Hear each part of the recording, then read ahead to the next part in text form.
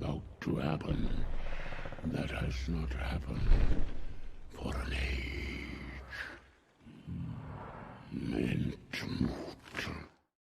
It's Entmoot Live. Welcome along to the live stream here this evening. A bit of an impromptu one, which is not uncommon at the moment for these live streams. I kind of seem to feel like the best time to do them is when there's just this burning desire for people to comment, people to engage, and to have a chat about the Middle Earth strategy battle game. And what a day it is today. Oh my God. So we've had some releases. It's been fantastic.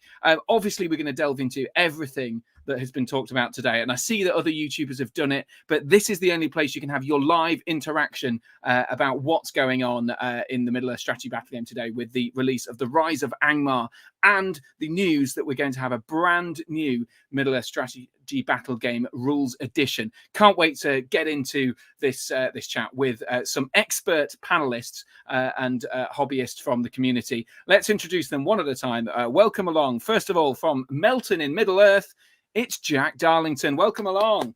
Good evening. Good evening.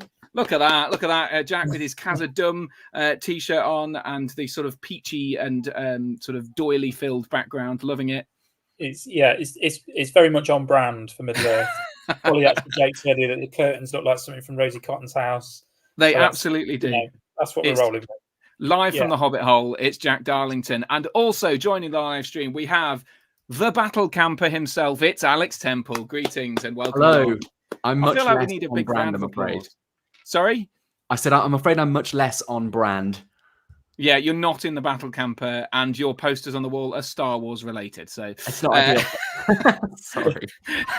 It's fine. It's fine. But welcome along to you both. There are some people already commenting on the old thing. So drop your comments in below. The vague plan is to talk about the new edition first, then Rise of Angmar, and then War of Rohirrim. So we'll try and focus on something so that people have a little bit more structure vaguely to what's going on.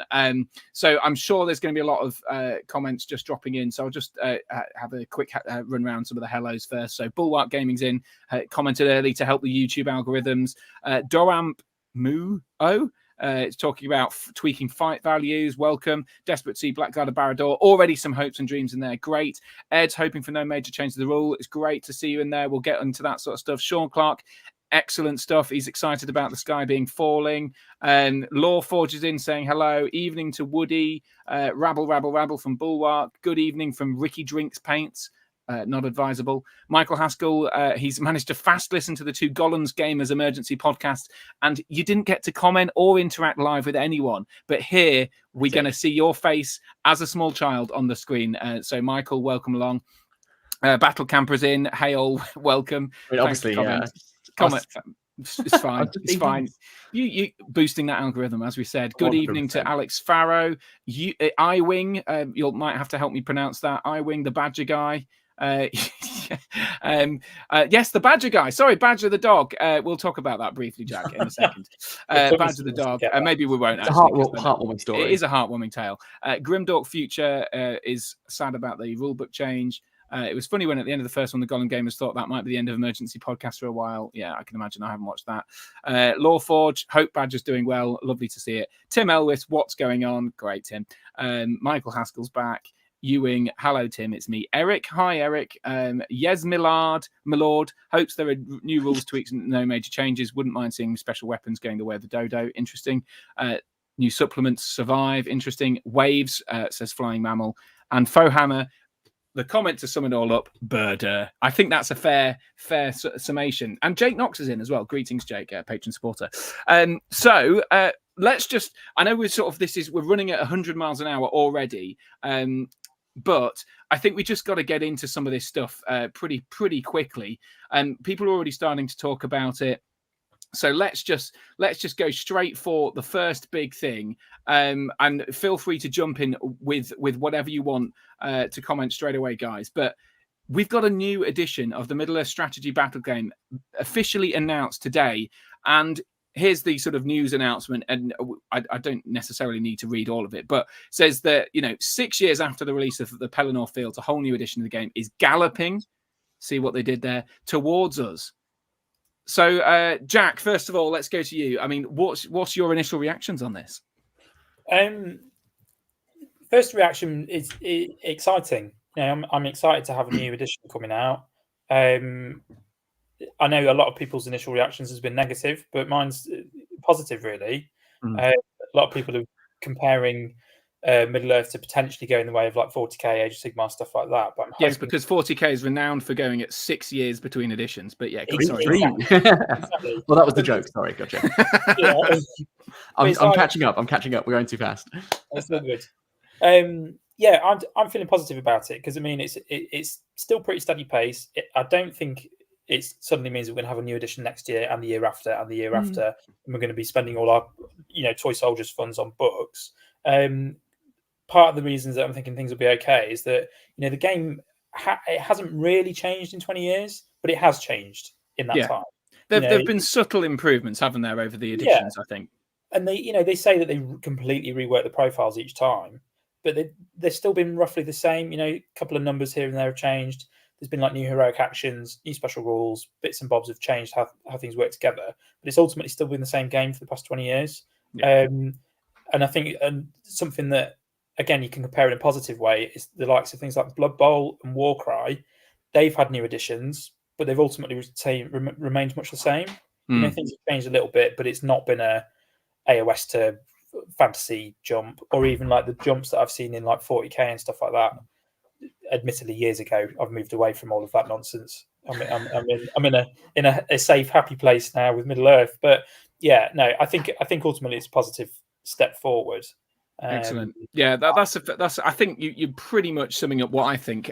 But just before we go on to Alex, this initially, please comment about this specifically. Initial reactions. How did you feel when you saw the new edition being announced? And I think it seems to be basically saying the end of the year, December, when the War of Rohirrim film arrives, which we'll talk about a bit later. But Alex, I mean, what was your initial reaction to all of this excitement at lunchtime? It was a surprise. It was a surprise. Me too. This is my first transition between editions in MESBG. I only joined in the last edition about 3 years ago. So yeah, there's a lot of comparisons with 40k. I'll be like, why do you still trust 40k? We'll try and trust Games Workshop. Look what they did to 40k. Look what they did to AOS.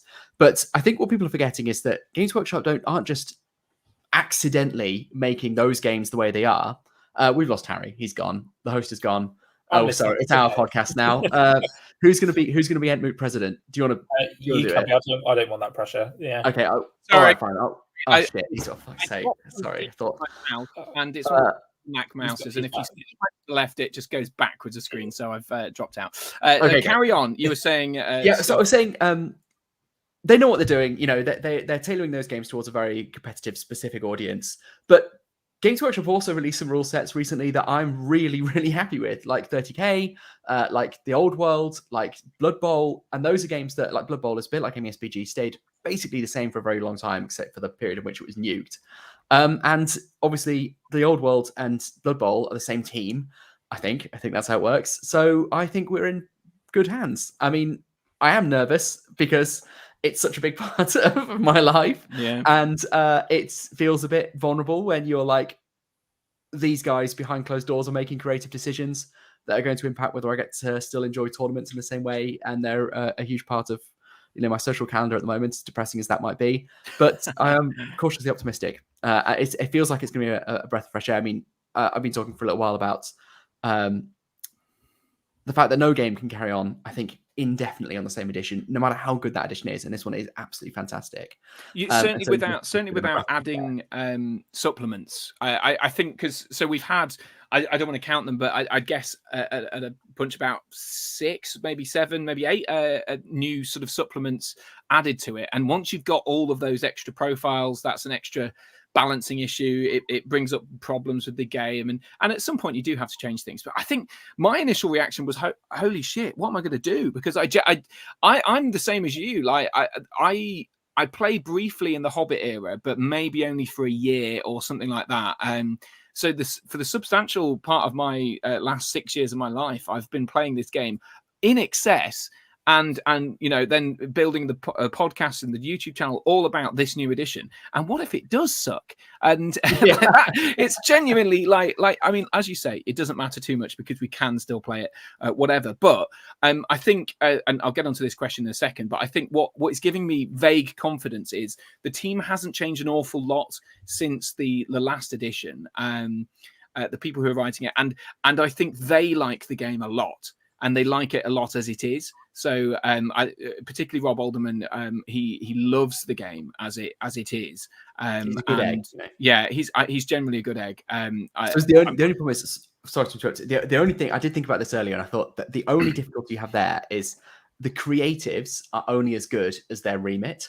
And if their remit is to change the game, and we know that the non-creative management at Games Workshop don't always understand the game, or would rather impose upon, that they've decided that we've got this disparate set of interests of people playing the game, and actually we'd much rather cater to this interest, and so we are going to impose upon you a period of change. The query, and we can talk about this in a bit more detail later, but I suspect the reason that there is a new edition on the way is because of the War of Rohirrim, that they've got to tie in with that. And basically, if you want to sell some miniatures related to a game that exists and has existed for a long time and have had edition for 6 years, and then you want to refresh it and sell it to new potential people, you've got to sell it with a new shiny box with a new name and a new title and a new film and all that sort of stuff. So whether that's the reason for it or not, but that doesn't necessarily mean you need to change the game. You can polish things and put some new pictures in of some War of Rohirrim models, and then who knows.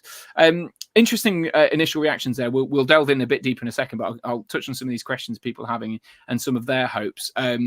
So is this the same team responsible for the last edition behind the new edition, or are there new people at the top? So as Alex has already mentioned, management in Games Workshop is a nebulous thing. But last time, Adam Troke was the manager, and from what I've heard, the driving force behind the bulk of the new edition, so the Armies of the Lord of the Rings, the Army of the Hobbit, and Rulebook were pretty much Adam Troke, with some support from Jay Clare. And Jay Clare has then moved on to writing most of the supplements.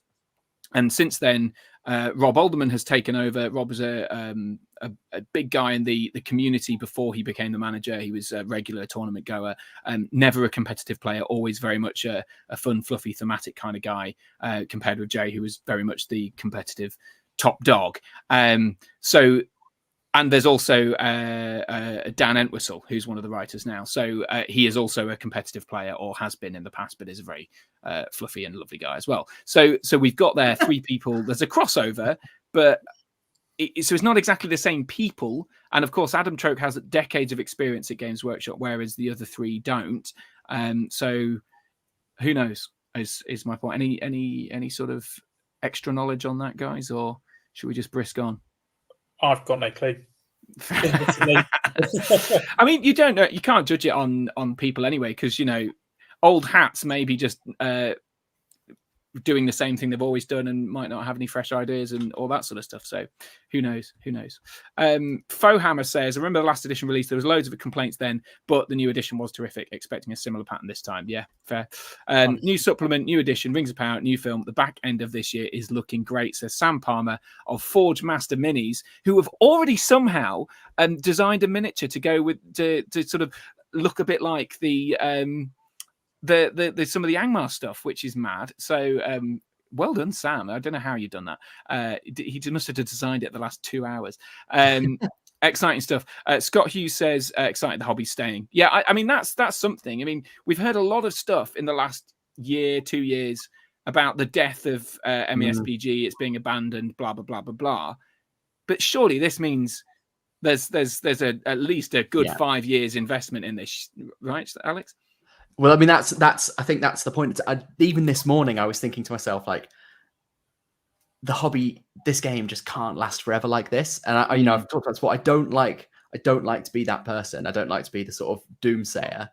But you know me, unlike a lot of people in this hobby, I really, really like the new shiny toys. I'm not a big fan of the older dated miniatures. And I like rules to be refreshed every now and again. I think there needs to be a new match play guide, for example. And so this morning I was like, oh my God, is it just going to fizzle out and go? So if nothing else, now it's just like, yeah, it is here. They're still releasing stuff, and they're not going to release a new edition. Then be like, all right, yeah, it's gone. That's it. That's like the last thing you're getting. As you say, we've got a few more years of supporting it yet. Absolutely, and I know, Jack, because you joined just at the start of this new edition as well, so you must be this in the similar boat, to just confident that it's carrying on, I guess. I'm glad that it's carrying on, and I'm confident that it's not going anywhere for a while. Obviously, particularly the last few months, probably the sort of the past year, people have been saying, "Oh, MESBG is drying up. We're not getting any new releases. Releases are slowing down." It's all been doom and gloom. But there's been little bits being drip fed through. Yeah. You know, we've had rumours that the Angmar source book was coming, and then it did. You know, there's wish lists that the other one was going to be Last Alliance. And I'll mention that more later, because I'm sure there's going to be discussions about what we think the new edition is going to look like. But it's like, is there a reason we've not had that obvious choice as a source book yet? Is it because they're saving it for new edition? So I'm confident there is going to be more stuff.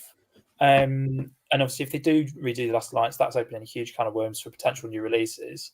I think generally, you know, these things take time. I don't think the hobby's going anywhere in a hurry. I think it's just, we've just got to be patient. We are so spoiled now to be able to expect. I mean, Games Workshop reveals something new every week for various different systems. They're spreading themselves quite thin now because they've got so many. Yeah. I don't think we've been forgotten about. I think there is more on the way, and I think it will keep on being quite steady. Steady as it goes. I think that's a great. I think that's good. As you mentioned already, Alex, it's you don't want it to be completely erased, but you don't want it to be forgotten about. The sort of steady release schedule seems to suit me perfectly. Anyway, I'll delve back into some of the more people. Sean Clark's is not bothered about a new edition, but he's only just got his head around heroics. But give him the new shinies. Fair enough. Tim's talking in Danish. Sam says it's a shame GW didn't do a live stream announcement. I agree. It's almost like they've announced it ahead of Ardacon weekend, but they haven't done a big live thing, which seems odd to me, but I don't know why. Seems a bit premature, says iWing. I think it was Eric, wasn't it? But I was not dismayed by it. Then I began to wonder what it might bring of new interesting things. Yes, indeed. Let's see. Scott says, Scott Johnson. Greetings, Scott. I haven't heard from you in a while. Great to see you back in the fray. See the new edition as positive. I'm sure it'll be tweaks rather than an overhaul. Having been in the hobby since the Hobbit era, I've only seen it head in the right direction since 2016. You see, an old hat there of the hobby, so knows his stuff. Very excited for a new edition, says Woody. I'm sure changes are only going to shake things up for the better. The thought of having to buy lots of new books isn't great, having only just got some of mine. Yeah, that is frustrating. Hello to old Gaffer. Eric talks about the last FAQ. It was in a good state. So the question is, what new features might be added, if any? Could be just a balancing of the armies and mix up of ally matrix. I think that's a good point, and I think I'll just touch on that in a second, but pinning that one. Whatever the outcome, I love Middle Earth too much to be not playing tiny plastic versions of favorite characters. Game is absolutely great, but it's so great to see this game is getting so much love from GW. Everything has been going better and better in the game through lifespan, so I feel good. We've got lots of positive thoughts here. I might not be able to read every comment actually, because otherwise we're going to be in here for a while. Michael says, guess with the 2 new Jackson Helm films on the horizon, that could mean some more tie and stepping stones for GW. Totally agree. And there's a few salty people getting back realistically excited for a new starter box. That's fair. Do you think they'll change base sizes? Okay, so I want to get onto this because this is one of the couple of things. Basically, one of the first questions we've had our initial reaction. I want to kind of ask, what do you think? So again, pause your comments. What do you guys think is going to change, or how is it going to look different? What shape might it take? Is it going to be a complete overhaul? Are we expecting minor tweaks? Considering we just had a minor tweak rulebook with the FAQs incorporated into it last, was it 2 years ago now? What do we think? Alex, do you want to open up the floor for this one? I think they know how much people love this game. Yeah. I don't think this is going to be a massive overhaul. I think there's probably consensus here that it's going to be, I reckon, more than tweaks, less than an overhaul is what I'm saying.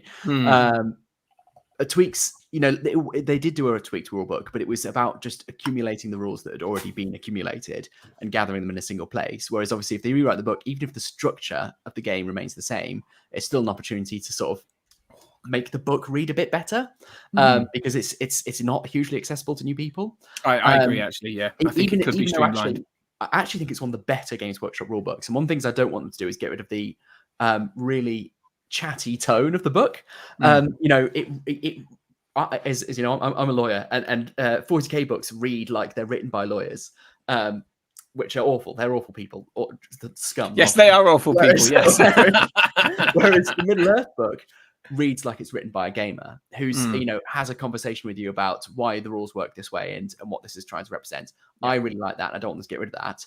I think one of the best things they could do, I think they might do, given how this has worked quite well for them in 40k and Sigmar, is to make clear which rules are the core bits and which rules are the rest of it. Because at the moment we have advanced rules, for example, but really there's a lot of other rules that you don't necessarily have to start with.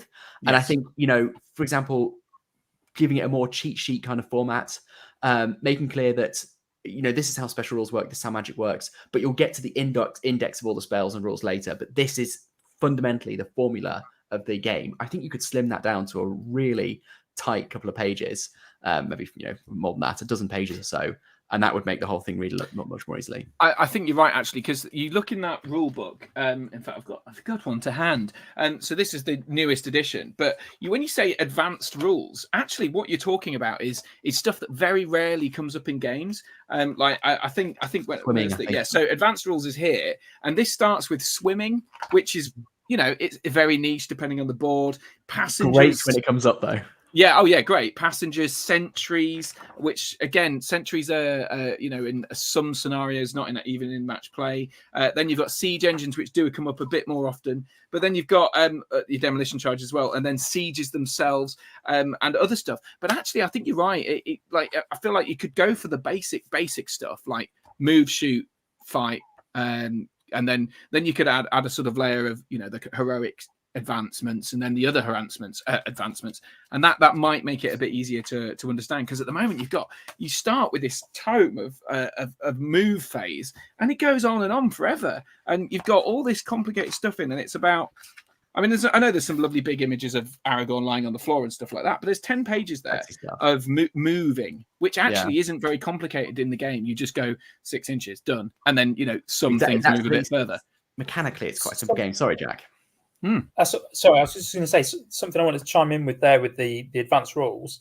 I've been playing Middle Earth pretty non-stop for the past sort of 6 years. I'd like to think I've got a pretty good grasp of what's in the rules book. Most of the but I still can't beat Harry. Well, no, because we're not nerds, Alex. But it's oh, you definitely are. We're all nerds here, guys. we are. It's just I've been playing a lot more. That's all. True. I think something that sort of highlighted it for me recently, that just how much stuff is actually in that book that I don't know, is that I played a game, I think it was last week on Monday, Tuesday, whatever day it was. I played a game for the Slow Grow that I'm running, and I came across a situation I'd never come across before, where I was assaulting models at elevated part of a building. Basically, some rangers were on top of the Osgiliath ruins. My orcs were at the bottom of the ruins, and I was attacking them. And it was actually quite a complicated interaction, and it was not one that I'd come across before. And there was we ended up sort of house ruling a couple of bits just for the sake of speed and clarity, and not to lose the immersion of the game. Because I had trolls in one combat, and we just said, well, they can reach. And then we had orcs in the other, and the orcs were having to climb up, and then they were falling down and losing fights and being pushed off buildings, and it was really complex. And I just wanted to add that in. That there is a lot in that book that you don't need to play the game. Exactly. And you sometimes have to sift through those pages and those bits to get to the bit that you want. I think turn to page you're whatever, right. turn to page whatever. Yeah, you're right. And back in the day, there was at one point a cheat sheet, as you said, Alex. That there was a kind of a two. It was like a fold-out bit. It came in the match play guide, didn't it? Or did it? Well, tokens or something. They had a token thing. And there was a summary in. I think with the Hobbit era, there definitely was something about that was going to change. So that's interesting that you both the streamlining. I think that would be a really good thing. So I would just to caveat that by saying, if I was sitting at that book now, because it's so easy to say, streamlining is so easy to say, and streamlining has been the key word in 40k for a long time. And personally, I think and I don't get me wrong, I love the models, I love I even play 40k, but I feel like now I tolerate the rules rather than enjoy them. I tolerate them in order to play a game that I still love components of. If I was sitting down with the rulebook and I was rewriting it, and I was like, actually, it'd be lovely if this was simpler, if the book was more accessible, but I'd have to lose these much more RPG-ish elements, and things like swimming and climbing and falling and being pushed off, all that kind of thing is a bit more RPG-ish. I would be like, I'm going to err on the side of keeping them. And like I said, it's about the way the rulebook is laid out to make it more accessible.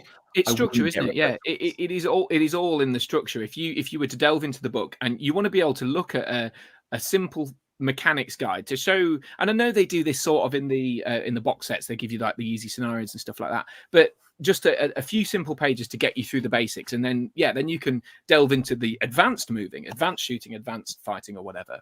Interesting. I think that's a good shout. The one thing, I think I'm just having a glance across at the comments, I think a lot of people are on the same page with this. Is one of the main things that I think a lot of people would like to see is improved scenarios and new scenarios or change scenarios. So Tim says new match play guide with 18 new scenarios. Yeah. New scenarios would be really good. I like all the ones in the rules being in one book, so I don't have to buy another one. Yeah, fair enough. The terrain rules could be improved. Someone says, we need height rules. Says someone else. Scott Johnson says they'll change the match scenarios mechanics, so there'll be more options and randomness. Not sure if that would be a good thing or not. Yeah, interesting. Put all the extra stuff at the end of the book. Yeah, I think that's sort of what we're hinting at there, which is, I think that's true. And then this one is saying, I don't think there'll be a massive overhaul, just maybe some profiles might be rebalanced rather than updating to include FAQs, I guess. And just before we go into the army books themselves, because I know you have something you want to raise there, Alex. But one of the things that I think has to probably change, if it's going to link in with the war in Rohirrim, is alliances and the alliance matrix and kind of timelines somehow. Because I don't know, like restriction on characters. Sorry. Yeah, I mean, I think personally that it feels very complicated that Gil-galad can't appear with this person but can appear with that person, and like I kind of think you either do over with that and get rid of it all, or somehow streamline. And now we're adding another timeline with War in Rohirrim, which is the Helm Hammerhand era. Like, how is that going to interact? So I think they need to change it in order to make those characters slot into the game. Jack, what you're going to say something there, and I think Alex agrees. But yeah, I'm glad that you came to that you specifically used the word timeline, because as we were starting to get the video all ready, that's where my brain was pinging around to. I was thinking about the alliance matrix and reworking that. I was talking to one of my friends who's relatively new to the hobby, Ollie, who has got a big Mordor army for his evil collection, wondering whether he could start adding like werewolves and the new hill trolls and stuff to that because he likes them. Yeah. And I said, well, currently it's very difficult because you can't ally Angmar with Mordor, but they're both from Sauron's forces. They exist at the similar sort of time, depending on where you're looking on the timeline. And I was thinking, rather than have the alliance matrix that we've got at the minute, a way that they could do it is you could do like a double page spread or even like a pull-out spread in one of the big books of the timeline, and then have like columns coming down of like eras, even if it was like chunks of 100 years or whatever, and then have that come in sort of down as your columns, and then the rows going across the side have your profiles, and you could then show this character was about between this point and this point, and this one was here between this point and this point. Elves have been around forever, and then you could compare by going up and down the columns, like, oh, if they fall within the same column, you can take Gil-galad with Elrond or whoever. You can take Treebeard with Bjorn, because historically they had nothing to do with each other, but right time, right place. They coexisted. So I feel there is a way. I can see it in my head.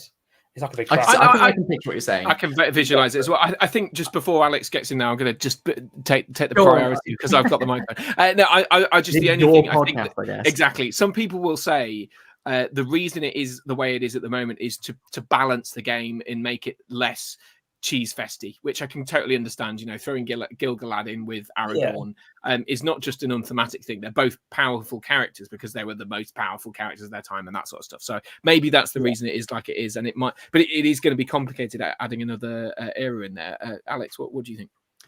I would just get rid of it completely. I don't think that's the answer. If it is about balancing, I don't think that's the answer, because there are plenty of powerful combos even within the same timeline. It only helps you to the extent that those characters happen not to fall within the same bit, and no other game restricts players like that. And like I said, I think the problem is it doesn't even solve the one problem it aims to solve, which is making sure that games are thematic in that armies are drawn from the same timeline, because yes, they might be, but the chances are they're going to be fighting an army that's not from that timeline. Yeah, and of course, we all know the very, very few games end up really fluffy like that, unless you're trying to. And if you're trying to, well, you can just say, well, we're going to take fluffy armies anyway. And in this game, we have so many players who even turn up to competitive events saying, I'm going to bring a fluffy list. And if you want to bring a fluffy list, that's great. You're going to bring a list. Yeah, exactly. And drawn from heroes that were alive at the same time and warriors that were alive at the same time. Yeah. But if you don't want to, then, well, it's also a game that's played competitively. I just think it's not actually really an issue. And it's certainly not one that needs to be enforced in the rules. And so I hope they just get rid of that restriction completely. Yeah, as long as it doesn't cause completely nonsensical combinations. Because you've got to remember, this is what we had before. That there was no alliance matrix before the. I'm not talking about the matrix. The matrix I'd keep. Oh right, okay. It's just the restriction on heroes. So like saying that Helm can't be in an army with Theoden or Aemma, for example, or things like that. That I'd do away with. I would keep a matrix. But screw off timelines. Okay, that's interesting. Do you have more to say there, Jack, or should we?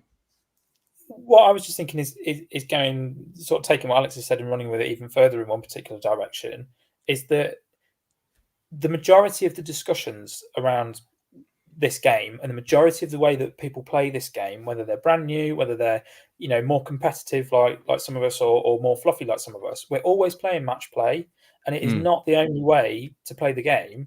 And we're talking about all the wasted space or the unused space in the rule book. There's all the stuff about just narrative play. If you're that hardcore of a fan about the films or the books or the lore, go and play a narrative scenario. Play Helm's Deep and don't have Haldir there because he wasn't there in the books, or do it because he was there in the films, or whatever. Or add Arwen in because she was in the extended film and it got cut out, or whatever. Go completely crazy and have Treebeard turn up because he was early that time instead, and Merry and Pippin woke him up or whatever. You can still do that if you want to really run with the narrative side of it. And then if you want to play super competitive, it's a tabletop game. I personally am not that competitive, but if that is your vibe, it's working out the best combination so that you can stomp your enemies and blah blah blah. Do that. Have it as a field where you can do that.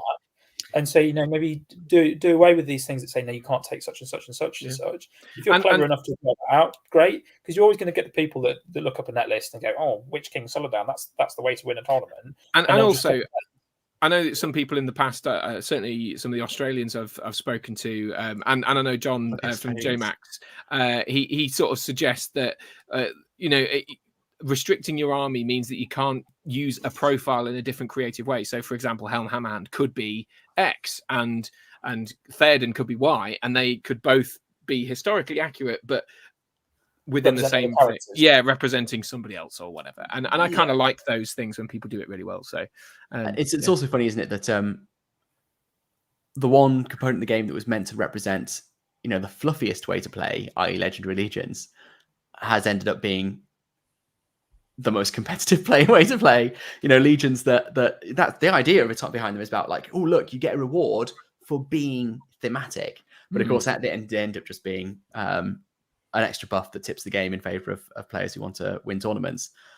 So I think when GW drives at trying to enforce fluff, it ends up doing the reverse sometimes. Well, and the problem is that it's inconsistent in its approach. You've got a Legendary Legion about the Assault on Lothlorien, which is a notoriously unfun list to play against. It's also very competitive. It's not particular. I mean, it represents a theme that you might have heard mentioned briefly in the appendices or whatever, but then you compare that with the Heroes of the West, which people say is rubbish, and you think, well, actually, If I'm going to That's be the beaten by a rules. list, I'd much prefer to be beaten by Aragorn and Éomer Yeah, and yeah. Rahel and Gandalf, you know. But anyway, interesting stuff. Let's just delve back into the comments for a second. Scenarios, Sam's on the scenario thing. It'd be nice to have more varied end game conditions instead of just being about broken. Erring on the side of keeping complex rules, they make the game complete. I totally agree, Edward.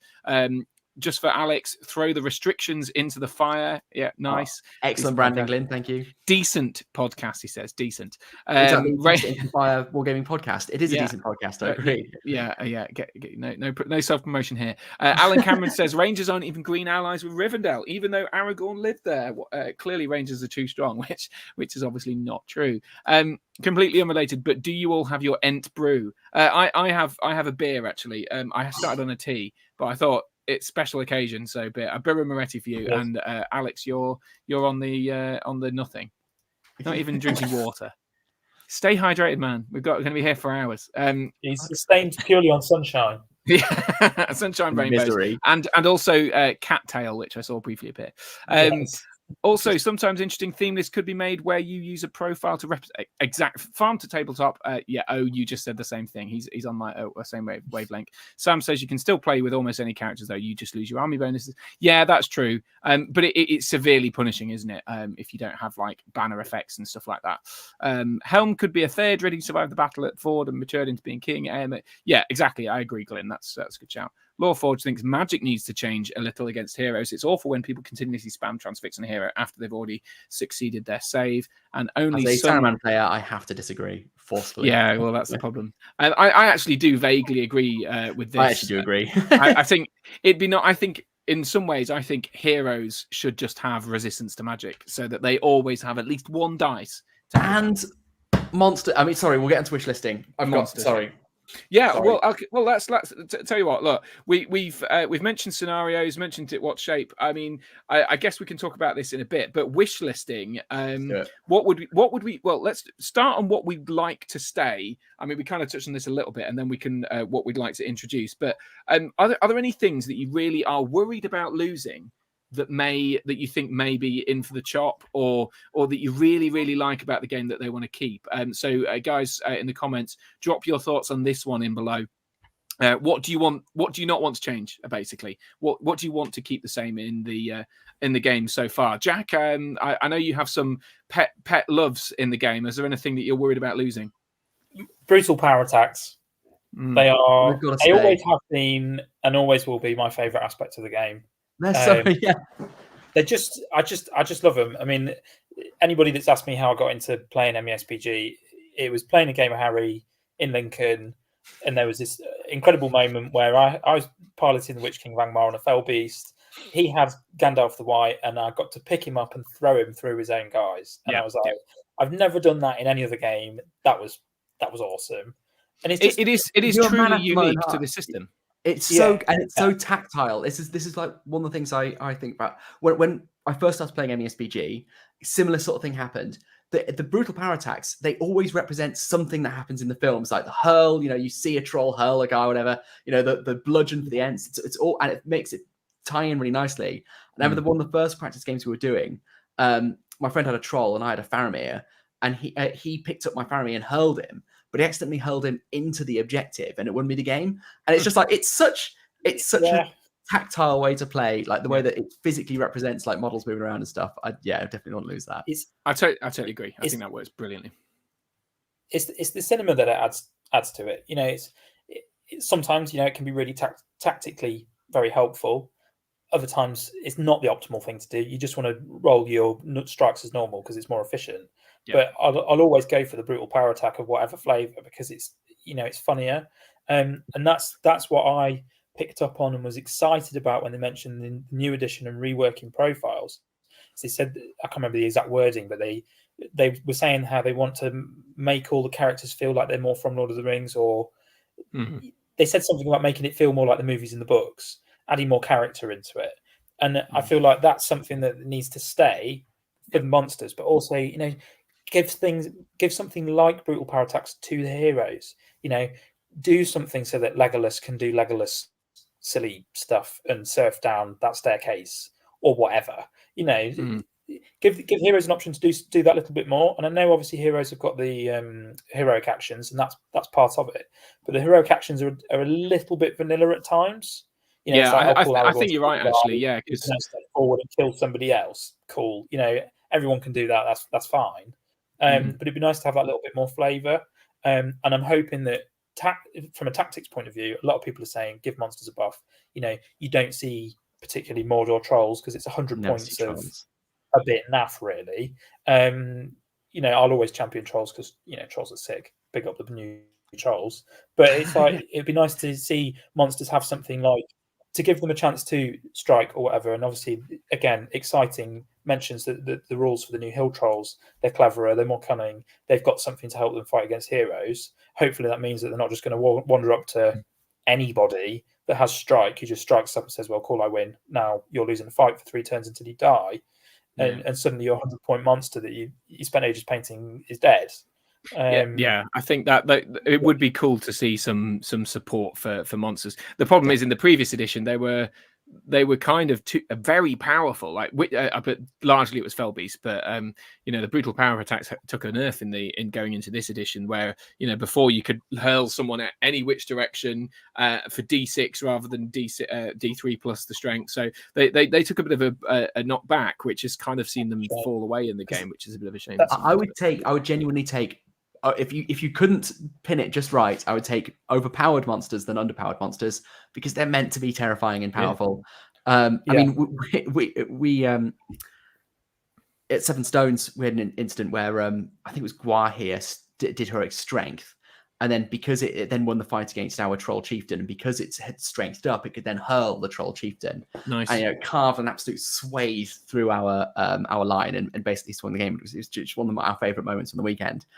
That kind of thing is fantastic, but because the only reason that there was so many monsters at Seven Stones was because it's a very fluffy, silly tournament.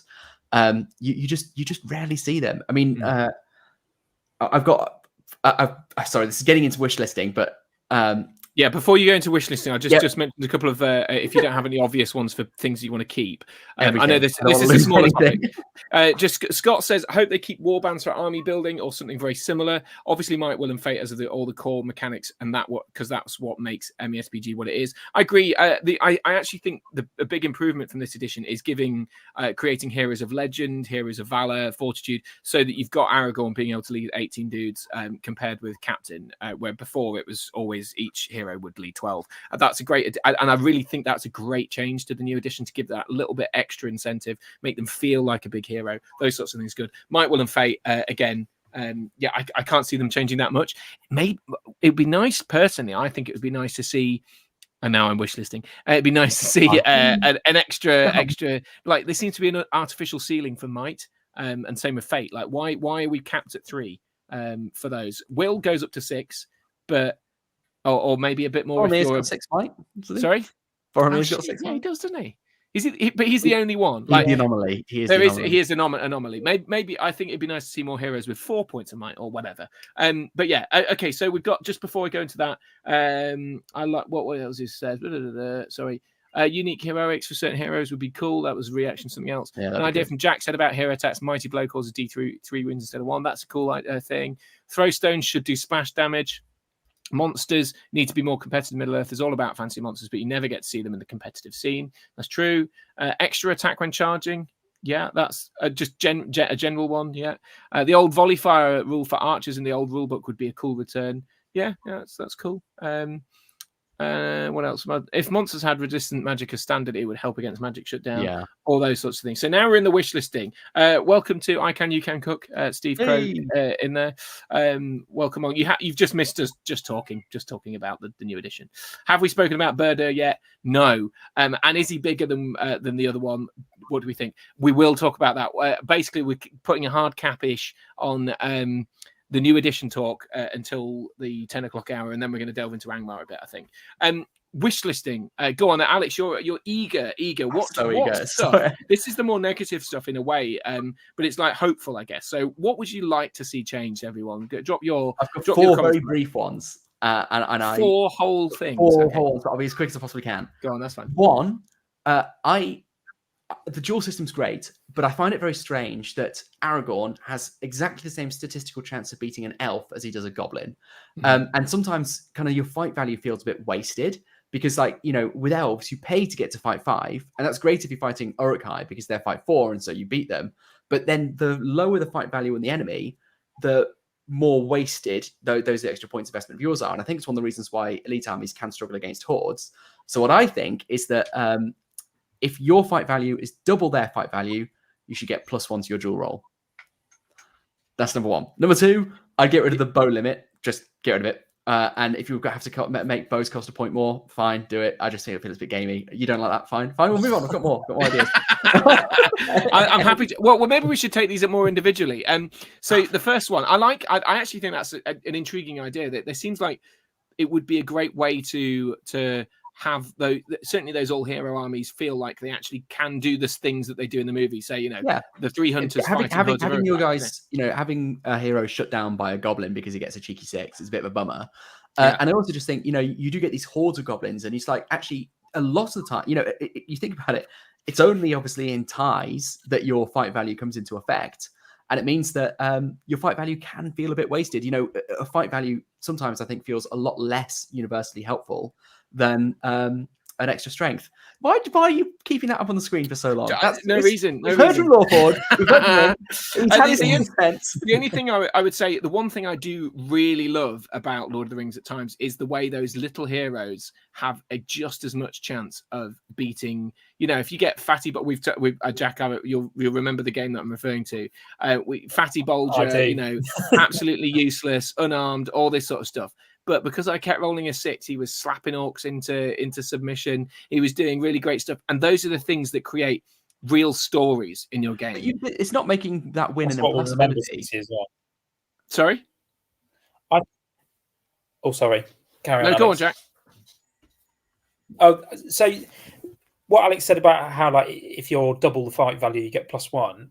Rather than doing something like that, I'm wondering something a little bit like how you compare like strength to strength if you're rending, or strength to defense, something like that, where then it gets a bit, it's like the differential between, rather than it being like if you're double, triple, quadruple, whatever the amount, the differential should give you whatever +2 a dice roll, so that it's then still, you've still got the dice roll, so it could still go, it still could go in the favor of Fatty Bolger against the Balrog, whatever, but it's very unlikely. So the Balrog gets bonuses to it, because the Balrog could roll 1s all game in his dual rolls. You know, I played with my Eagles the other day in Birmingham, and my game swung so much because of the dual rolls. And it's like, I think that would also potentially negate the need for might and being used for like strike. Because again, going back to monsters again, what makes monsters pants, unless they're heroes, is not having strike. It's like, cool, you're a fight 7 troll, so that means that you should be beating whatever consistently. But then you've got, I don't know, Grinner, who's fight 3, but he's got strike. You know, Grinner's got 3 might points. He could win the round of combat 3 times in a row and kill that troll. Yeah. The troll can do nothing about it. And it's like, whereas if you had it that the troll got a bonus to his dice roll because he's, you know, 4 higher on his fight, then, you know, that's something. I agree 100%. I mean, I think actually, so great sort of hive-minding-this.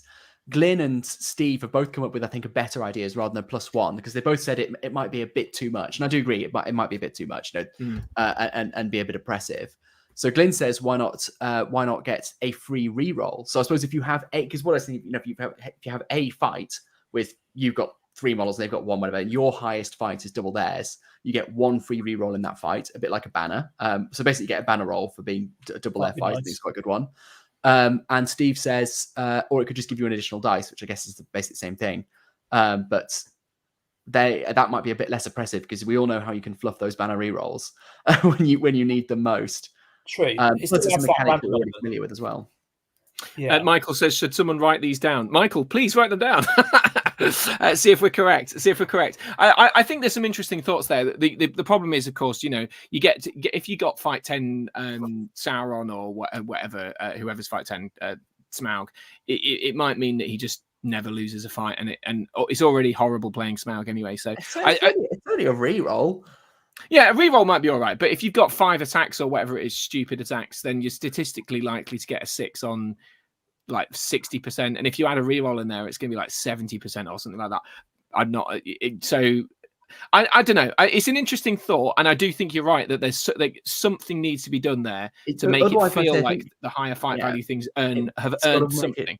Exactly. It's got to feel worthwhile, and at the moment it doesn't always feel worthwhile. And it's diminishing returns, isn't it? If it sometimes feel like you get Warriors to Fight 4, and it's like amazing.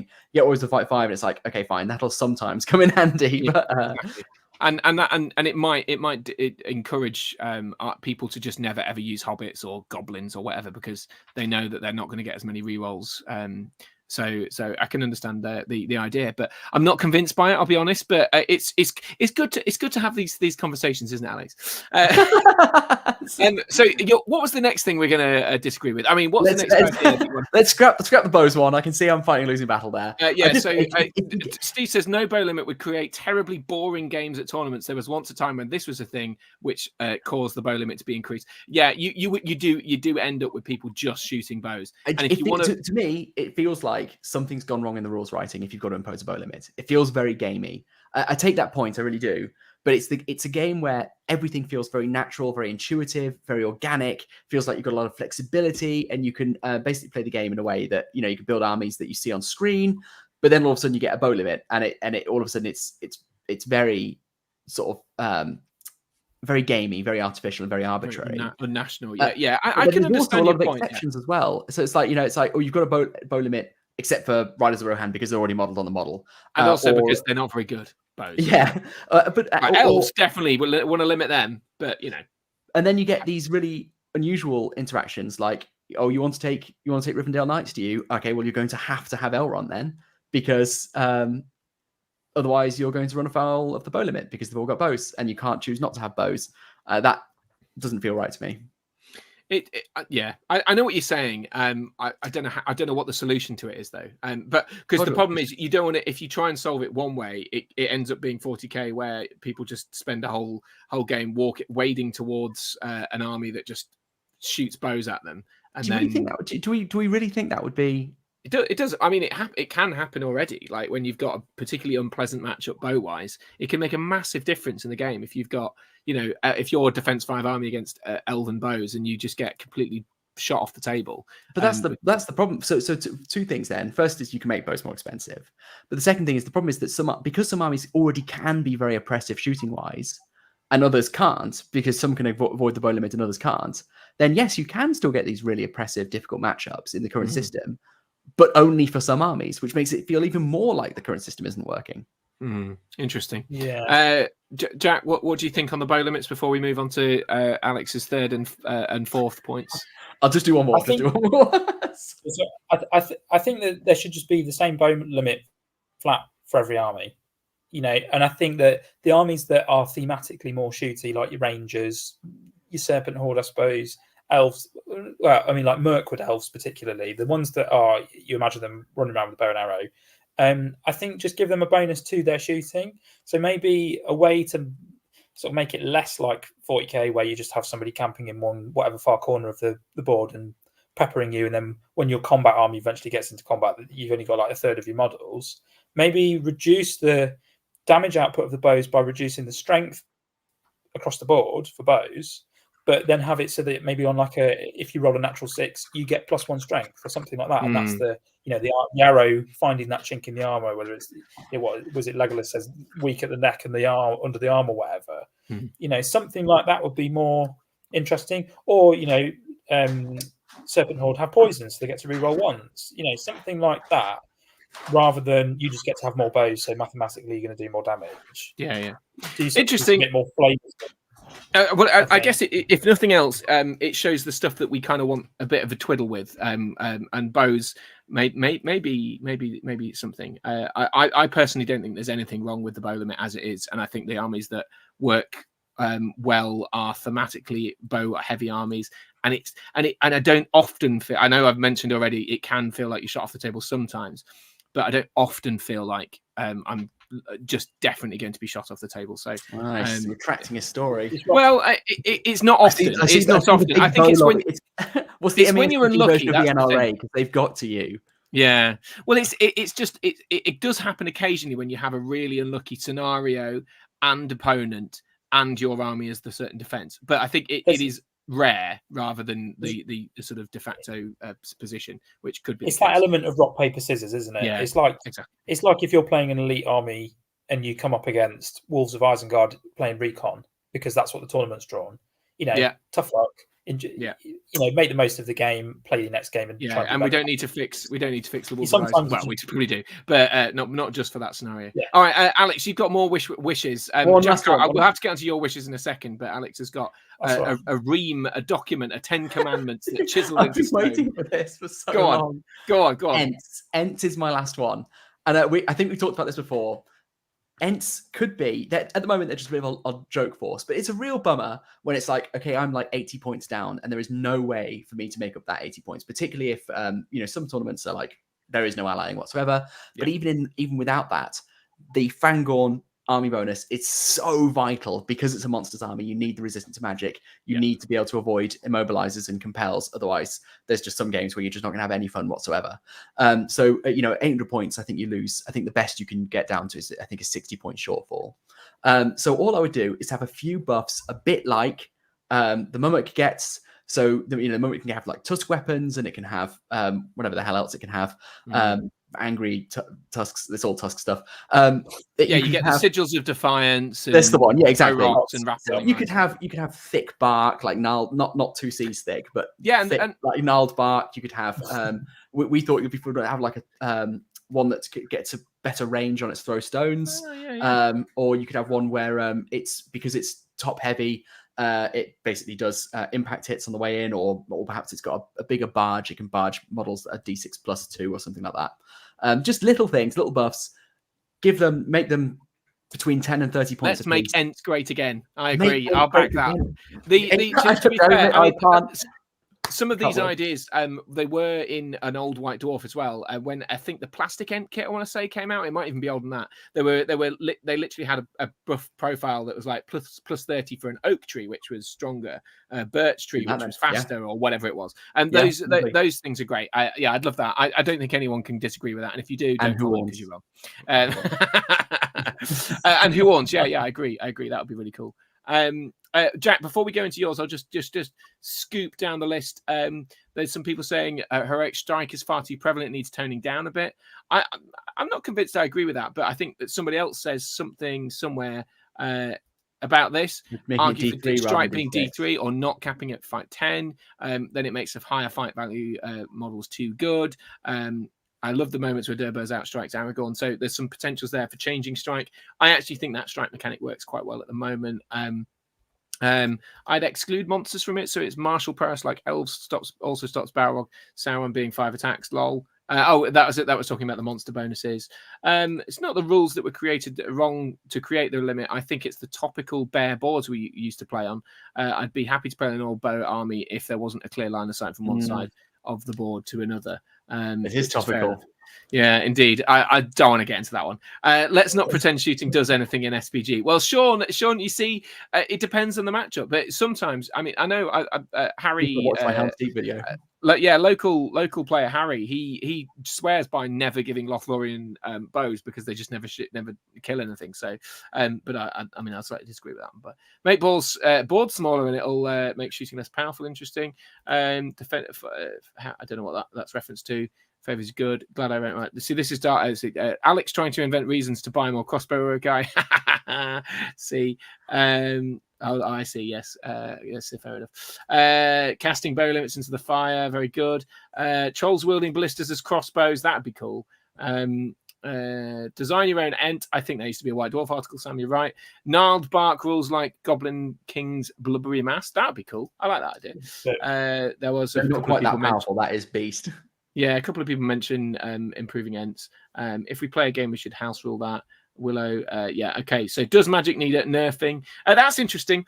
So I guess that's one of the other questions is wish listing. Do we want Magic to change in some way? And I think a wish list for me, before we get into yours, Jack, is just give like certainly the special heroes, like the really special ones. You know, whether it's heroes of legend or just literally members of the Fellowship or those big uber super duper heavy hitting heroes like Aragorn or Gandalf even, just giving them resistance to magic, giving them that little bit of extra chance to resist those barrage of magic spells, because we just still don't see LSR on the table very much. We still don't see Gandalf the White on the table very much. And I think if a game is built around the big heroes, they need to be good enough to be seen on the table all the time, or certainly regularly. And that would be one of the things I would do to wish for, to twiddle with, all that sort of stuff. Jack, before do you have any big wishes that you'd like to see in this new edition? I think it's not something that I'd preemptively thought about, but what Alex just mentioned about like build your own Ent. One of my favorite monster profiles, again, I'm harping on about monsters, but I just can't get enough of them. You love monsters. I love monsters. It's a wholesome it is the Monarch profile. The fact that you can build it up and tailor to it. Obviously, it's massive point you're talking about for Monarch bare bones. When you start adding it up, it starts getting silly, and that's something that, because it's so expensive, is very niche. You don't see them very often in normal games. You get them in the massive narrative games. But it'd be cool to have some kind of hero builder or monster builder where there are options beyond spend 5 points and bang a different weapon on that model to give it a different special strike. So it'd be nice to have that, something more modular. I think that would potentially be a remedy for making monsters. What's a lot like? Do you mean sort of generic monster upgrades that you can upgrade your cave troll, your normal troll, your dragon, whatever, just exactly. A little bit more. The dragon's the other one that you can tinker with and tailor. That's the only other profile I can think of off the top of my head. But it'd be cool to have something like that. Something which would be really cool. I've been listening to a podcast recently called The Fellowship Phase. It's an RPG podcast, not about MESBG, but it's a Lord of the Rings. I think it's the One Ring Adventures in Middle Earth game or whatever it is. It's D&D basically, but Middle Earth. They have a mechanic in it for creating nameless things. So obviously in Tolkien's lore, it talks about the nameless things. Of that, I think in the films, that's interpreted as being like the Watcher in the Water is one. I think Gulliver is possibly Games Workshop's attempt at making one of their own. But it's a modular thing where you have these generic rules. You can randomly generate it, or you can pay the points to build your creature, and you can make your own nameless thing. I'm not necessarily saying that they need to do that for MESBG, because it would start maybe getting a little bit Warhammer-ish, having these random gribbly critters. But it would be cool to have something like, this is a troll. You can give it extra armor. You can give it a particular weapon. Yeah, and I suppose you could extend that idea out to sort of generic captains, just to give them a bit of flavour. Like, I don't know, if you have Gondor captain that you pay 20 points for strike, and you can call him John the Minister of Captain or Gondor captain, or whatever, and similar. I'd quite like to see that, but I suppose there's. I mean, I'm not a competitive player in the sense that some people might be able to gain that in some way, but I'd like to think you should be able to put a value on something like a heroic strike or something similar. I think I think a danger in that, in being able to completely customize your generic characters and build your own, is that the named characters stop feeling quite so special. But if that's the case, whack up the power level of named characters and named monsters like the Balrog and stuff. Whack up their power level or whack up their points or whatever, so that they are their own thing.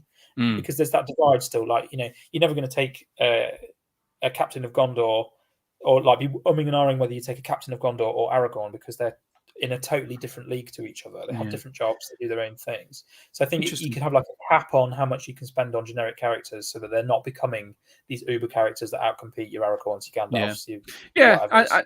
I think there's definitely something there, isn't there? I mean, I'd like to see some changes like that feel a little different to what we've seen before, and maybe to make that something. And that would, I mean, I'm sure that would make some very sort of thematic people like John we mentioned earlier, who loves to delve into the sort of second age. It means you could maybe create those characters, and it feel like there's a zone for doing that in the game. Interesting stuff. So I think a few people we've had a few wish lists earlier. I can't remember. I've not mentioned all of them, but there've been quite a few. So thank you all for some interesting stuff. I guess the last thing that I wanted to touch on for the new edition stuff is this thing here that it's talking specifically about, and I'll quote it. Alex, you had a point to make about this. There'll be shiny new rules manual to go with the new edition, as well as new supplements for Armies of Lord of the Rings and Armies of the Hobbit, each of which will contain the rules for the miniatures from the respective movie trilogies. Every profile has been reworked so that units and characters' actions and on-screen presence are even better represented on tabletop, and your adventures in Middle-earth feel exactly as they should. Alex, you had a real bummer note to add to this. Well, it's not mine. It's John. So I'm throwing John under the. So John McCorkadale from Armies of Middle Earth. His sources, whoever they are, and I don't trust him as far as I can throw him, but his sources said that there would be a new edition to tie in with War of the Rohirrim, and I said no way. And it was on our podcast, it's Cast Into the Fire, a wargaming podcast, available on all good podcasting outlets. I can mute you. Sorry, that's my yellow card, is it?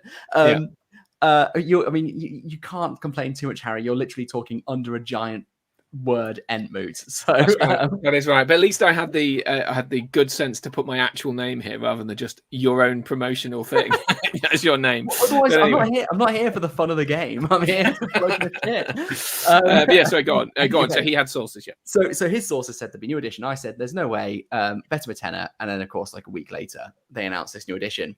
Now the second half of that rumor was that they're going to do away with everything that isn't in the films. He said there's some kind of licensing issue or whatever, I don't know. And so if the profile is for a model that isn't in the films, then it's going to go. And I said that's nonsense. One, absolutely because the game's been going for 20 years and it's not happened yet. And two, because they've just released or just are on the cusp of releasing things that aren't in the films. And it would be bizarre beyond belief to be like, hey guys, here's a new birder. You can't use it.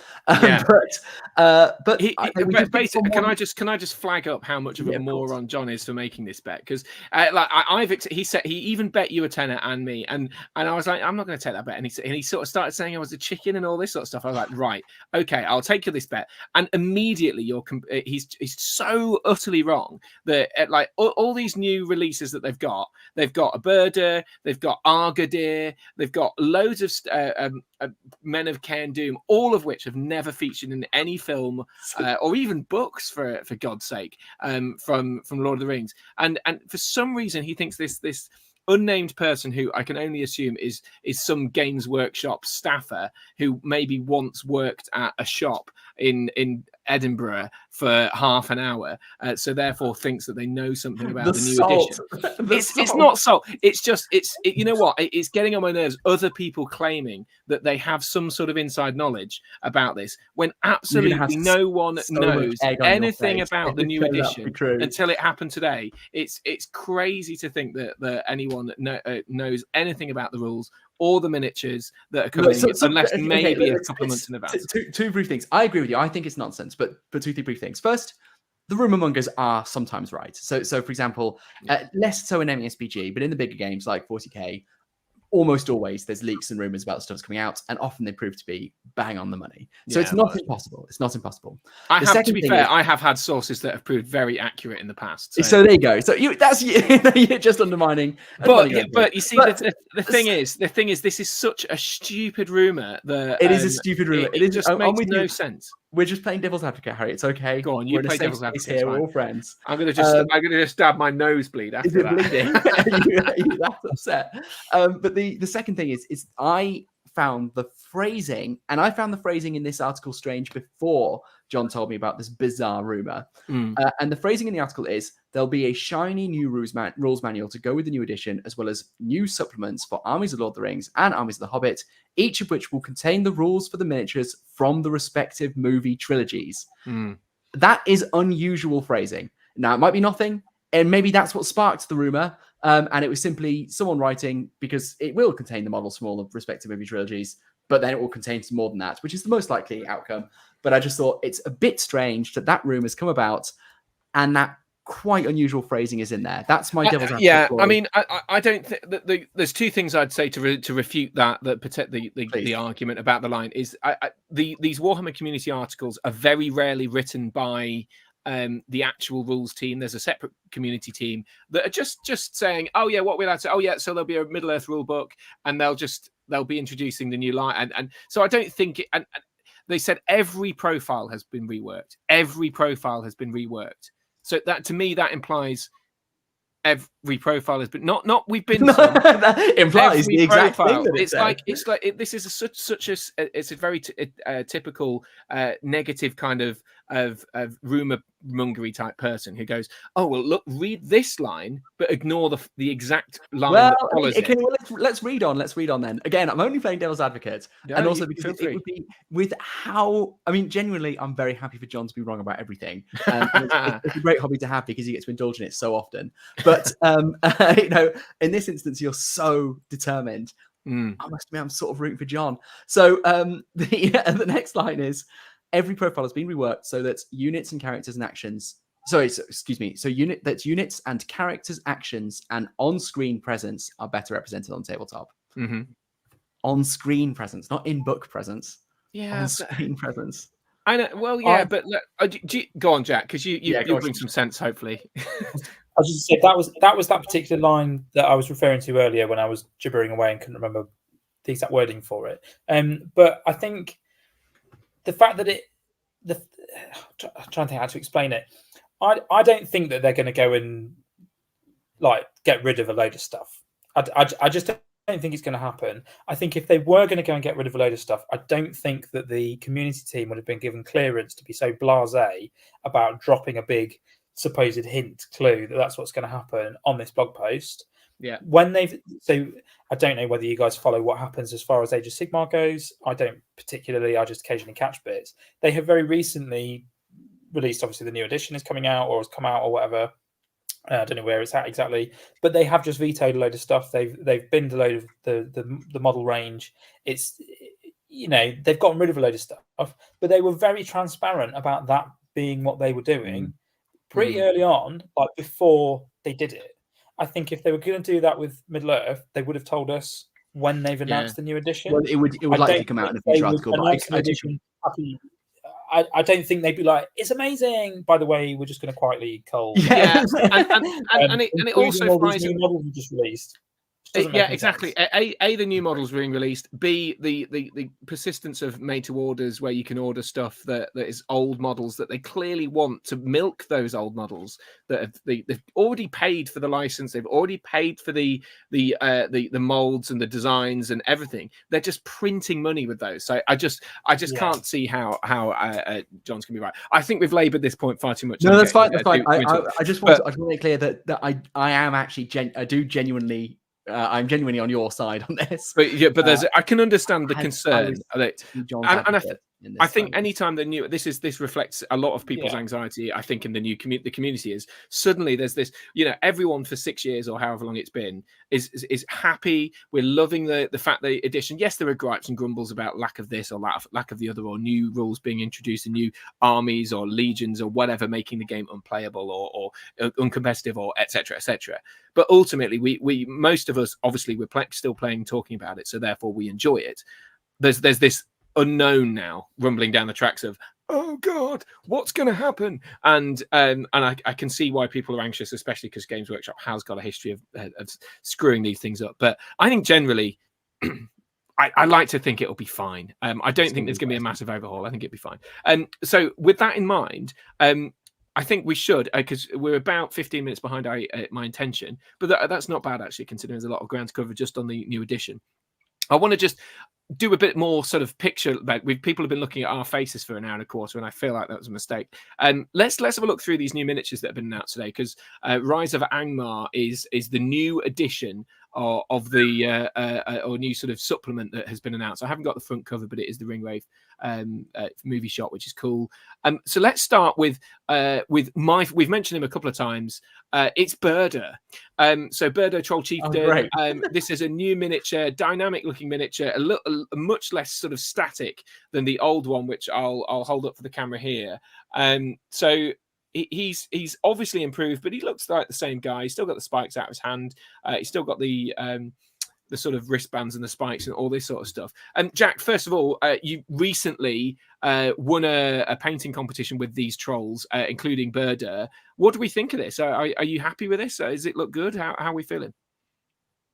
I am very happy with it. yeah, I'm super excited about all of the all three of the new trolls that have been shown off. I mean, I made a meme earlier. It was the Simpsons meme. That's how you do it properly thing. You know, recently there's been a 40k model that's been remodeled, and I think it's absolutely shocking. And so I think if somebody had told me, yes, there is going to be a new Murder model coming, I'd have been quite apprehensive, thinking, oh my God, are they going to ruin what is personally one of my favourite sculpts? Birdo was one of the first models that I actually bought in a small bunch from Warhammer World when I went and got into MESBG, because I was like, I don't know what character that is, but he looks sick. And I think they've, you know, just made him more dynamic, but he's essentially the same. I know some people might whinge and think, what's the point in having a new one that's going to cost probably twice as much from Forge World? But I think he's really cool. I'm very excited to be getting a new one, definitely. Alex? 100%. Yeah, I mean, it's fantastic sculpts. He's got a little tactical rock. He's got like a skull in his base. Tactical rock. Yeah, it's even an Arnor skull though. I thought you wouldn't like the Arnor skull there that is on the base, because that means that you have to fight Arnor with him. I would probably clip it off, but you know, Alex has a thing about dead bodies on bases, don't you? I do.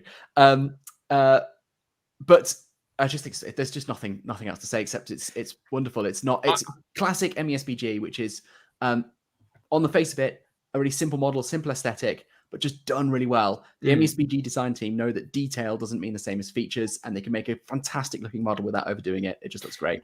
The one thing I would criticize is the left hand. I'm not 100% sure about that, because there's something about the three-fingered hand that doesn't quite have the same. I'm trying to show you. So that pose looks cool, but somehow with three fingers, it doesn't quite do it for me. Do you know if it looks a little bit weird? Is it doing like a sort of sticking your fingers up thing? It doesn't quite. I don't love it as much because of that, but because I quite like the fist from the previous one, because he looks just hefty. It does look a little bit Scary Movie 2, but what I like about it is that it's begging to have like a body. Alex, you're not going to like it, but it's begging to have an Arnold soldier grasped in that hand. That's true. That, you know, he's dismembered or however. Yeah, I think it's. I personally, I think it's fine. I think it'd be a nice thing to paint, and it's not going to be that difficult to swap it for another troll hand from the plastic kit, which I'm sure everybody's got 9,000 of in their bits box. Yeah, so I'm not worried about it. I think it looks cool. Josh says, love the updated sculpt. Not a fan of majority of the older metal models, so just don't have that nostalgia for them. So glad we're getting an update. Yeah, that's fair. I do have nostalgia, and obviously Jack does as well. But it's a fair point. It is an old sculpt. I mean, we're talking at least 10 years. I think probably getting on for 12, 15 years for that. Great update to a classic mini, says Lawforge. Scott Johnson says, absolutely love the new Birdo model. Alex has just dropped out. Clearly, he really doesn't like the... he's frozen. Oh, someone says he's frozen. So okay, but yeah, Birdo ace. So that's my minor quibble is very minor. It must be said. We might as well stick with trolls. What do you think, Jack? Again, I couldn't be happier. I love the fact that they've got more texture on them. That they are very clearly meant to go with Birdo, because you know they've got their lovely raggy clothes on. One of them's wielding a pick, which again looks like Birdo's, but a bit smaller, which is nice. They look quite a bit bigger. I'm guessing that all three of the new trolls and the werewolves are on 50mm bases, which again point of contention for some people. But yeah, you know, I mean, I like that. I'm not. I see this. Alex is back. So I'm not 100% sure that they are. I mean, it could just be that the picture is zoomed in more. I mean, I just don't know. But it does feel a little bit bigger, doesn't it? I'm willing to bet. I'm willing to bet a tenner on this that they're on 50s. I think they are a bit bigger. Yeah, I'm pretty sure they are, because I mean, the cave trolls were okay balancing on 40 mils. Birdo looks a little bit hefty on it because he had that slightly wider stance. Yeah, I think they look about right on 50s. I think if you compare them to like a Gundabad Ogre, I think I think that's roughly where they're at. Ogres are on a bigger base, aren't they? So yeah, I mean, they're on 50s. I think generally it makes sense to put all monsters, including cave trolls, on bigger bases. I think so. If you buff them a bit though, like you need to buff because they're good on small bases because you can't surround them as easily. But yeah, what do you think, Alex? I mean, what do you think of the new models? But B, do you think they look like bigger bases? They still look like 40s to me. Maybe they are. Just the width versus the height. Yeah, I don't know. Maybe. Are we going to get into the realms of measuring things by AMR heads like that guy did a few years ago? I can't remember. I don't mind because everything ultimately is getting a overhaul in terms of rules. I think it might be okay for Hill Trolls to be on bigger bases, and Hill Trolls fine. But I'm assuming Birder is also getting a rules change, which I think is interesting because we sort of touched on this a bit about things getting a rework. If Birder is on a bigger base, which he might not be, then it would be a fundamental change to the profile, and it would be the first time anything in the Armies of Lord of the Rings rulebook has been sort of negated, as it were. And it would mean this old version of Birder is unusable unless I pull the base off, which is a shame because I quite like my little base for this one. He's got a little rock and a bit of spooky smoke, and I do wonder whether they would do that. It would be the first time they've ever done it. What do you think? They've done it in every other game, so yes, but this is the one game where they haven't done that because of the nostalgia of those models. Sorry, Jack, I'm talking. Sorry, I really wouldn't be surprised if they did change the base sizes and made things different in whatever ways. One model that really jumps out to me as being glaringly on a peculiarly sized base are ring wraiths on fell beasts. Why is a fell beast on a 60mm round, but dragons on a massive oval? Yeah, I know the pose of the old fell beasts. They had a small contact point because they were balancing on their tails. The new one's a lot more spread out, but it's like they feel a little bit strange. I wouldn't.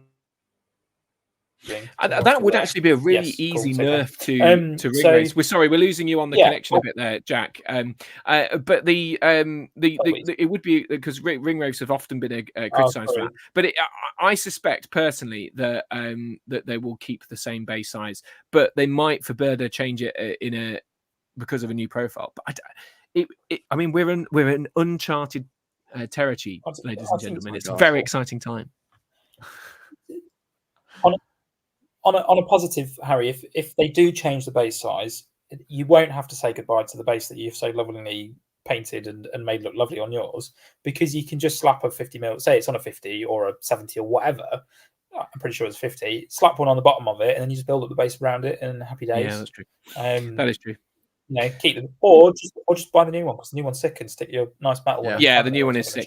That's the way to do it. That's the way to do it. People, what do we think? Do you think they're going to be new bases, bigger bases? In fact, people are already answering this without me doing it.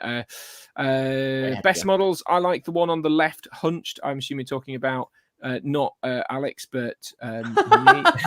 The trolls. Yeah, they do look cool. They do look cool. I like the sort of the patchwork material, and it seems like a cool idea. Does that mean the trolls can sew? Yeah, I guess so. Well, it did say something in the article that they're a bit smarter, a bit cleverer than the existing trolls. So that's pretty cool. Where we go? So. Scott says all the new models from the new supplement, the trolls and Birder are my favorite. They'll be my first purchases with the book. Cool. I think I'm very, very tempted, it must be said. I used to look. I had a cave troll and Birder army back in the day, and I'd love to bring about. Julian thinks they are bigger bases, possibly 50mm. Please no changing bases from Flying Mammal. Glyn though thinks they are 40s. So the pictures are clear or unclear, but I guess we'll find out. The new Kandum unit straight from the War in the North video game. I wonder if they'll take designs from other games. I mean, I've never played the War in the North video game. I don't know whether either of you guys have, but that's an interesting thing. And I can chip in with that. I've not played the video game, but there was a piece of concept art which was circulating around when we had the rumor engine of an antler and a bit of a helmet. It matches up perfectly to the concept art from the video games of the Men of Kandum, and then that's exactly what they've released, and it's confirmed that. So possibly that's where Sam from Forge Masters got his concepts for maybe. But yeah, so it is interesting that there is probably other stuff in video games that we may see. You know, will we see something from, say, Shadow of War? There's obviously been I'd be surprised if talks they about did. the licensing recently, and you know, we don't know what's happened regarding licensing. For Yeah, they creative haven't made a license, public stuff. announcement, have they? But interesting. I mean, what people have mentioned the Khan Dun things. I must admit, I think these are the one that I'm unsure of. I'm cycling through them on the website. Hopefully, you can see this. They're the one thing that doesn't feel very Middle Earthy to me, and they may well be based on Tolkien.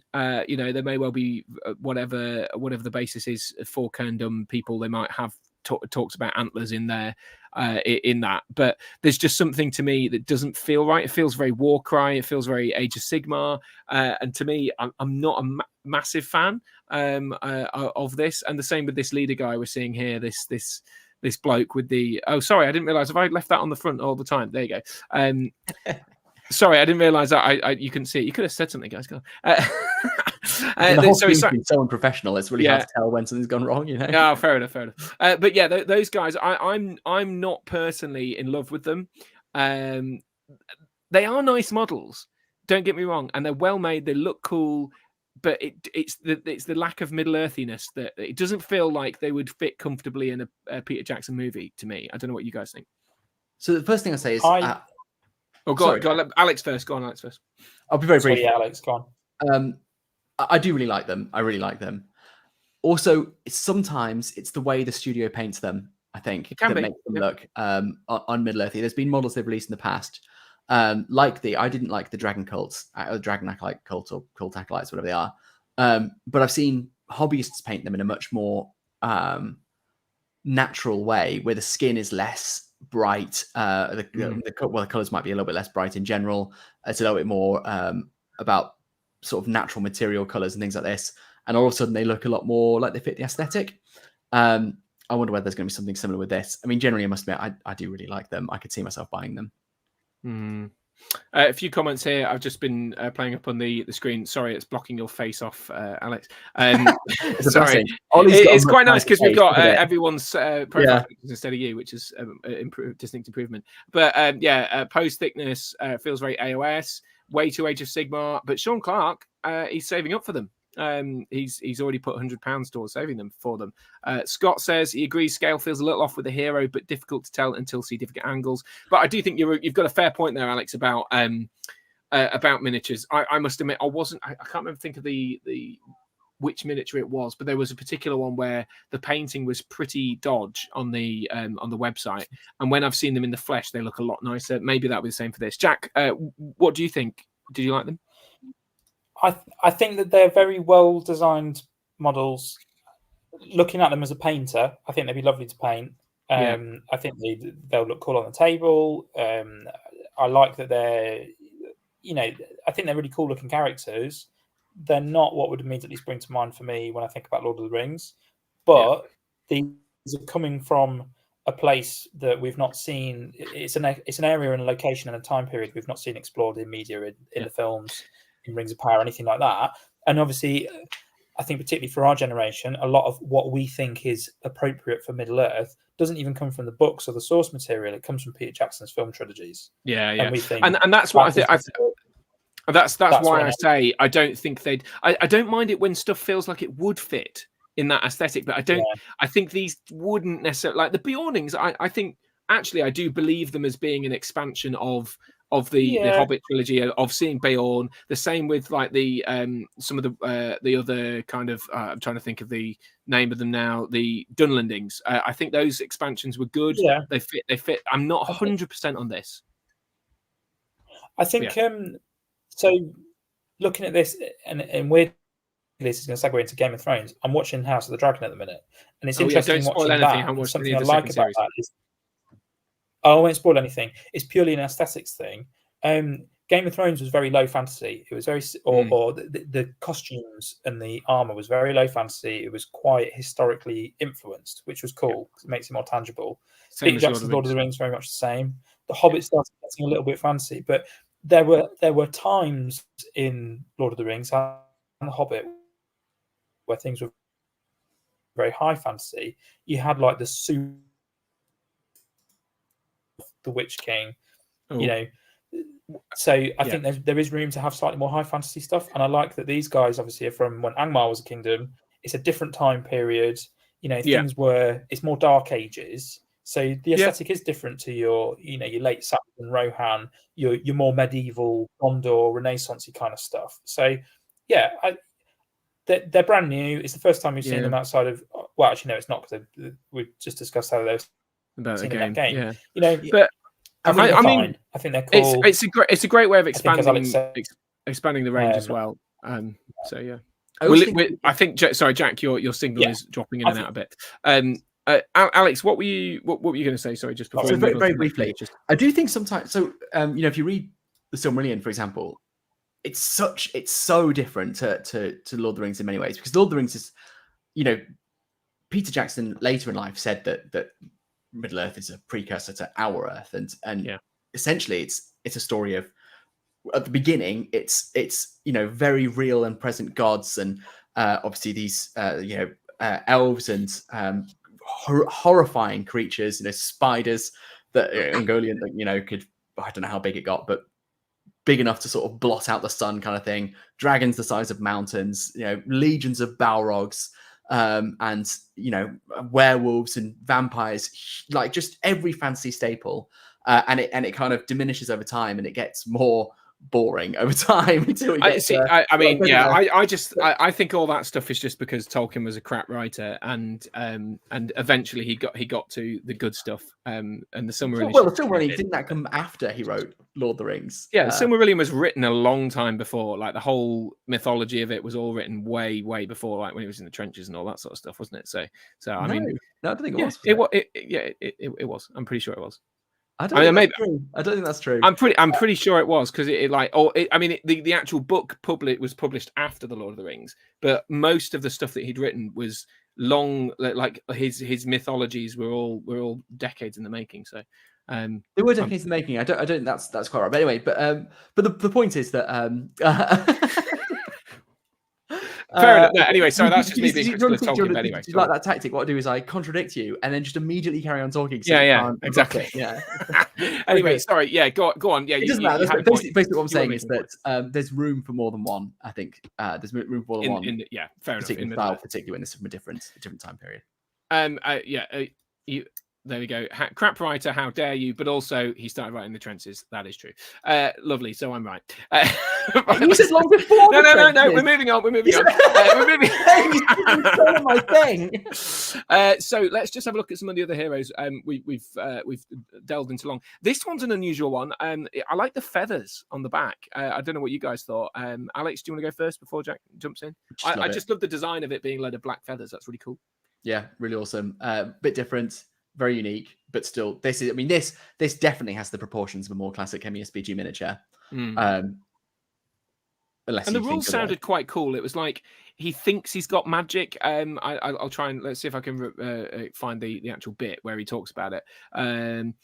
He's got a fanatical devotion to the Witch King. He acts as a master advocate within the Northern Fortress. Doesn't possess any actual magical powers of his own, but the men of Carn-dûm believe he's been blessed by the Witch King and has incantations of power he chants, able to conjure strength, swiftness, and durability with those who follow him. I kind of like it. It's hinting at sort of a troop buffing dude, which sounds cool. I just like the vibes. Jack, what do you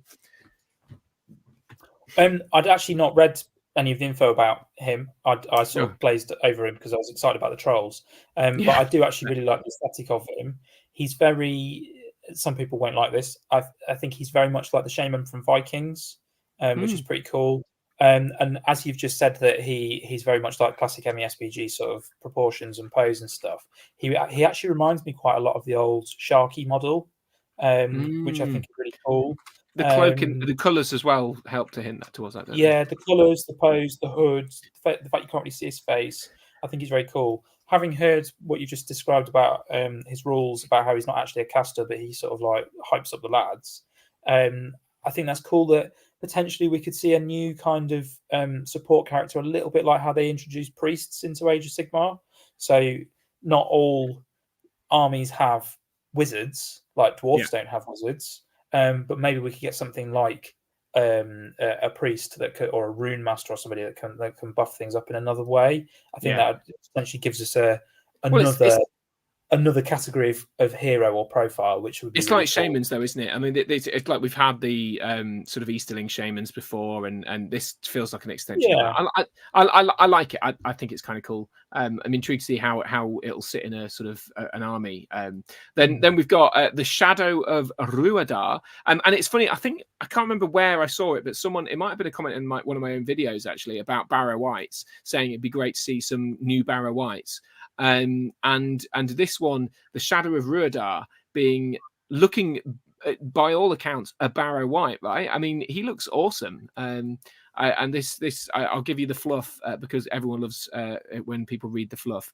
A twisted and malign spirit bound to the service of the Witch King. Quite where the Shadow of Ruadar came from is a mystery long since lost, but he can manifest his own dark magics, appearing as a herald of doom in bold, so that must be a special rule for his enemies. Those confronted by the spectral being will see their resolve ebb away, and the winds of fate seemingly abandon them. I like the idea that around this guy, maybe you can't use your fate rolls or something like that. I don't know what the rule will be, but I really do like the prospect of that. Alex, what do you think to that one? Hello. I've given up on my computer. It seems to have imploded at the worst possible time. Yeah, good stuff. Well, he looks good. Yep, I like him. I like the ghosties. More ghosties are good. Yeah, I mean, it does look cool. It does feel, I mean, maybe it's just me, but maybe I'm thinking all of these miniatures feel a little bit more Age of Sigmar than we've had in the range traditionally. I mean, this is a Warcry model to me. This feels like a fanatic from the Sigmarite faction. This might feel a bit like one of those magic-y blokes from that box set that came out a while ago. I can't remember what they're called, but But I mean, maybe that's just because they're new sculpts compared to the old ones. I don't know.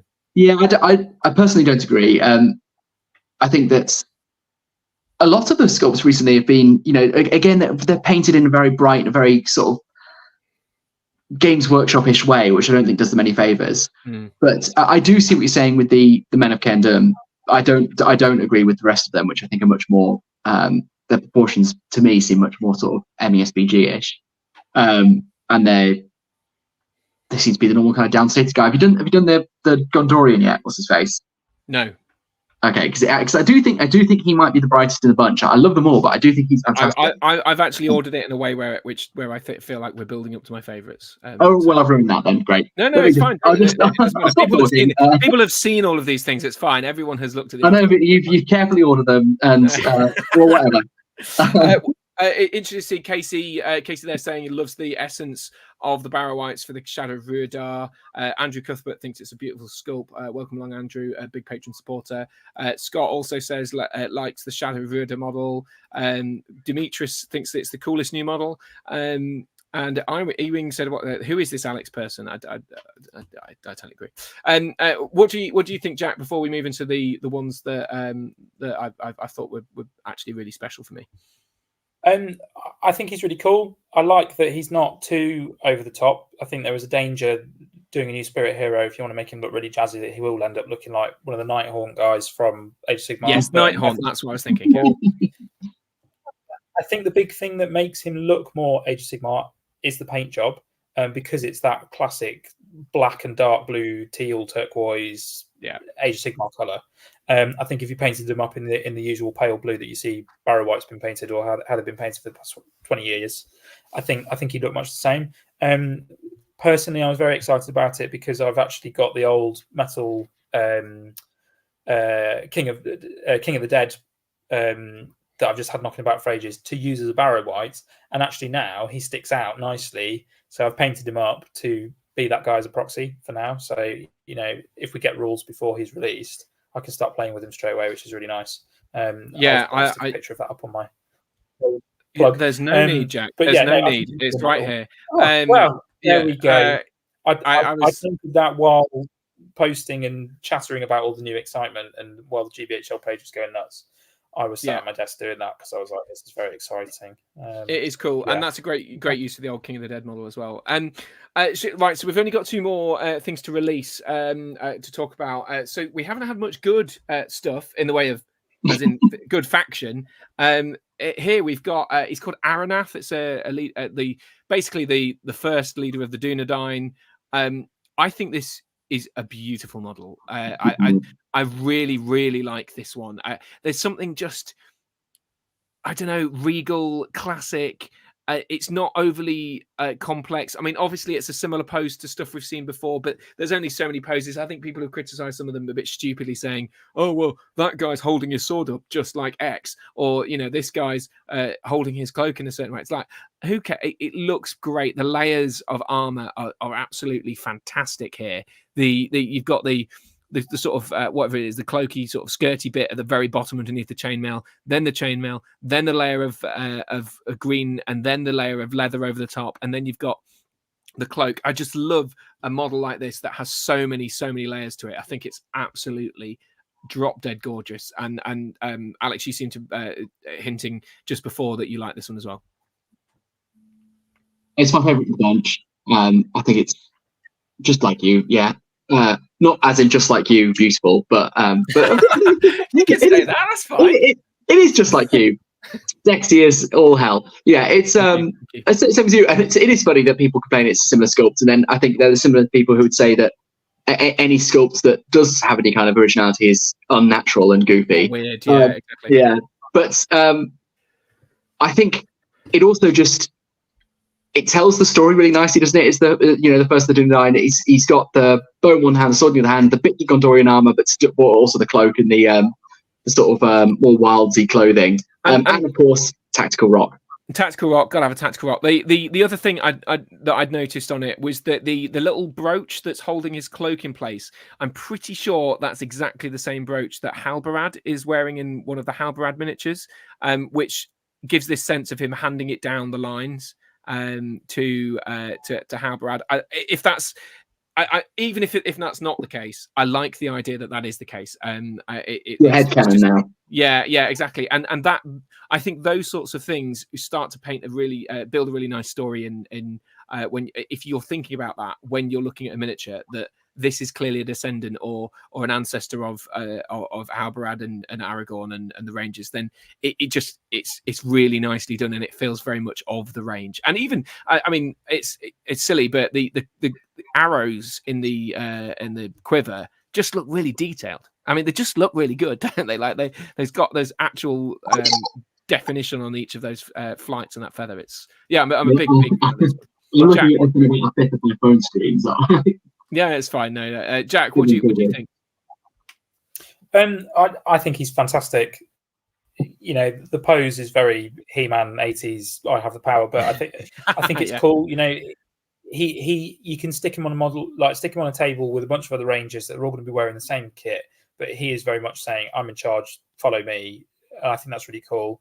As you said about the layers, that's the first thing I'm really looking at is the different layers of fabric and cloth. They've highlighted that by painting them different colors, which is really nice. Obviously, you can paint it however you want, but it shows the different details, the thought that's gone into all the different bits of gear that he's wearing. It's very clearly defined what is what, whereas with a lot of the old models, it's quite ambiguously blobby. Is that a leather jerkin? Is it a tea towel? Yeah. Nobody knows what it is. Yeah, 100%. I think and one tiny detail that I really like, where we've got that back shot of him and you can see the back of his head. It's a tiny detail, but he's got like an elven hairstyle, which I think is just such a nice, subtle nod to the fact that the Rangers are friends with the elves. Yeah. He's not your generic, scruffy-looking medieval barbarian. He's got these really nice, cleanly thought-out plaits. It just immediately makes me think of Legolas Elrond. He looks like he's been hanging around with the elves, and I think that's really cool. Yeah. Good point. Yeah, I think really lovely. Nice. Fantastic. Just a quick sort of thing I'd go for, but yeah, he's a really nice model. I think if I had to buy one of these, I think this it would be a toss up between this and Birdo, which is why I started with Birdo actually. Just to touch on the rules, it mentions he's a master of bow and an expert shot. So expert shots, you get 2 shots. He leads the Rangers of the North into the battle. His chieftain of the Dunedain special rules, spurring them onwards as they fight the corruption of Angmar. So clearly bonusing other people. There's some I-wing. I can't. Eric said, "This is the guy I'm here for." Best model says Hamelin. I hope he gives something to both Arno and the Rangers of the North. It looks like he will, based on that description. Can we please see this model side by side with the Antler Boys and have Alex try to stand by his opinion they're aesthetically congruent? I'm afraid I can't. Actually, the way the system is designed, it's a cheapo version of something, so I can't display two images at once without photoshopping them together. So, but Alex, do you stand by that? I think what I said was it's okay to have disparate aesthetics because it's meant to representing a lot of different things, not that they necessarily are the same. Yeah. I think they stand a league apart personally. I think this looks like Middle Earth, this looks like Warcry, but yeah. I'm certainly willing to concede that there is a significant difference between the two. I'm not necessarily willing to concede that they don't belong in the same game, but perhaps we will once you see them together. But what I'm saying is, from these pictures, it's sometimes it's just so hard to tell. Yeah, finally, and I didn't deliberately leave this one to last. This is one that just came way out of the blue, and I'm on the fence on this one, frankly. Werewolves have been long rumored to be part of the Middle Earth battle game. In fact, I mentioned it in the interview with oh god, I've forgotten his name. What's his face? Matt Ward. That I did recently, which people may have seen on the channel. And I asked about it because he was mentioned in the Legions of Middle Earth book way back as being a potential inclusion.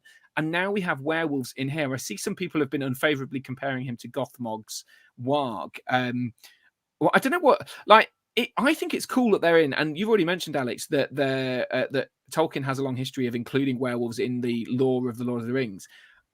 I don't know what you think. Jack, do you want to go first on this? I mean, how do we feel about the inclusion of the werewolves? I'm definitely on the fence here. I personally really like them. I think part of that is rose-tinted glasses of it's a monster. Oh my God, I have to have it. I was surprised in the description that it says about how they've just gone for them being completely feral beasts. They can't transform. Because I thought it would have been when I was hearing rumors about werewolves, and I heard rumors relatively recently about werewolves being in this new supplement. I was thinking it'd be really cool if they had a skin changer ability similar to the Bjornings, and I thought that would make them feel very much more grounded in the game than just being big gribblies.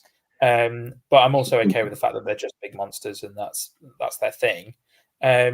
I'm excited to see what their rules are like. Again, I can't remember exactly what it said in the blog post. I'm sure you've probably got it there.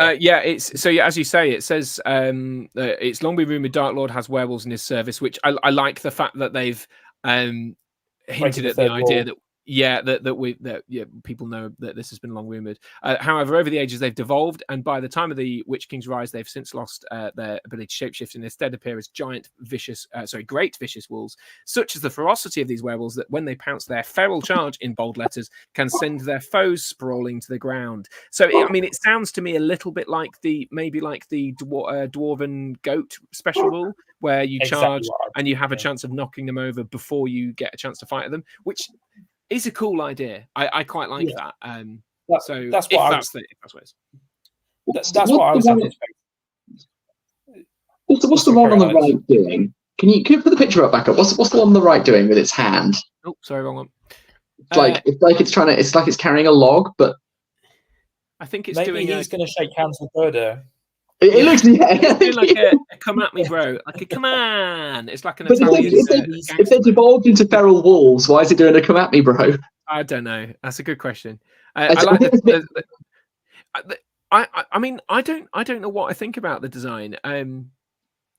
There's obviously the tactical rock. There's the come at me, bro thing. The body is very much like the Warg. The Gothmog's Warg. The face is very werewolfy.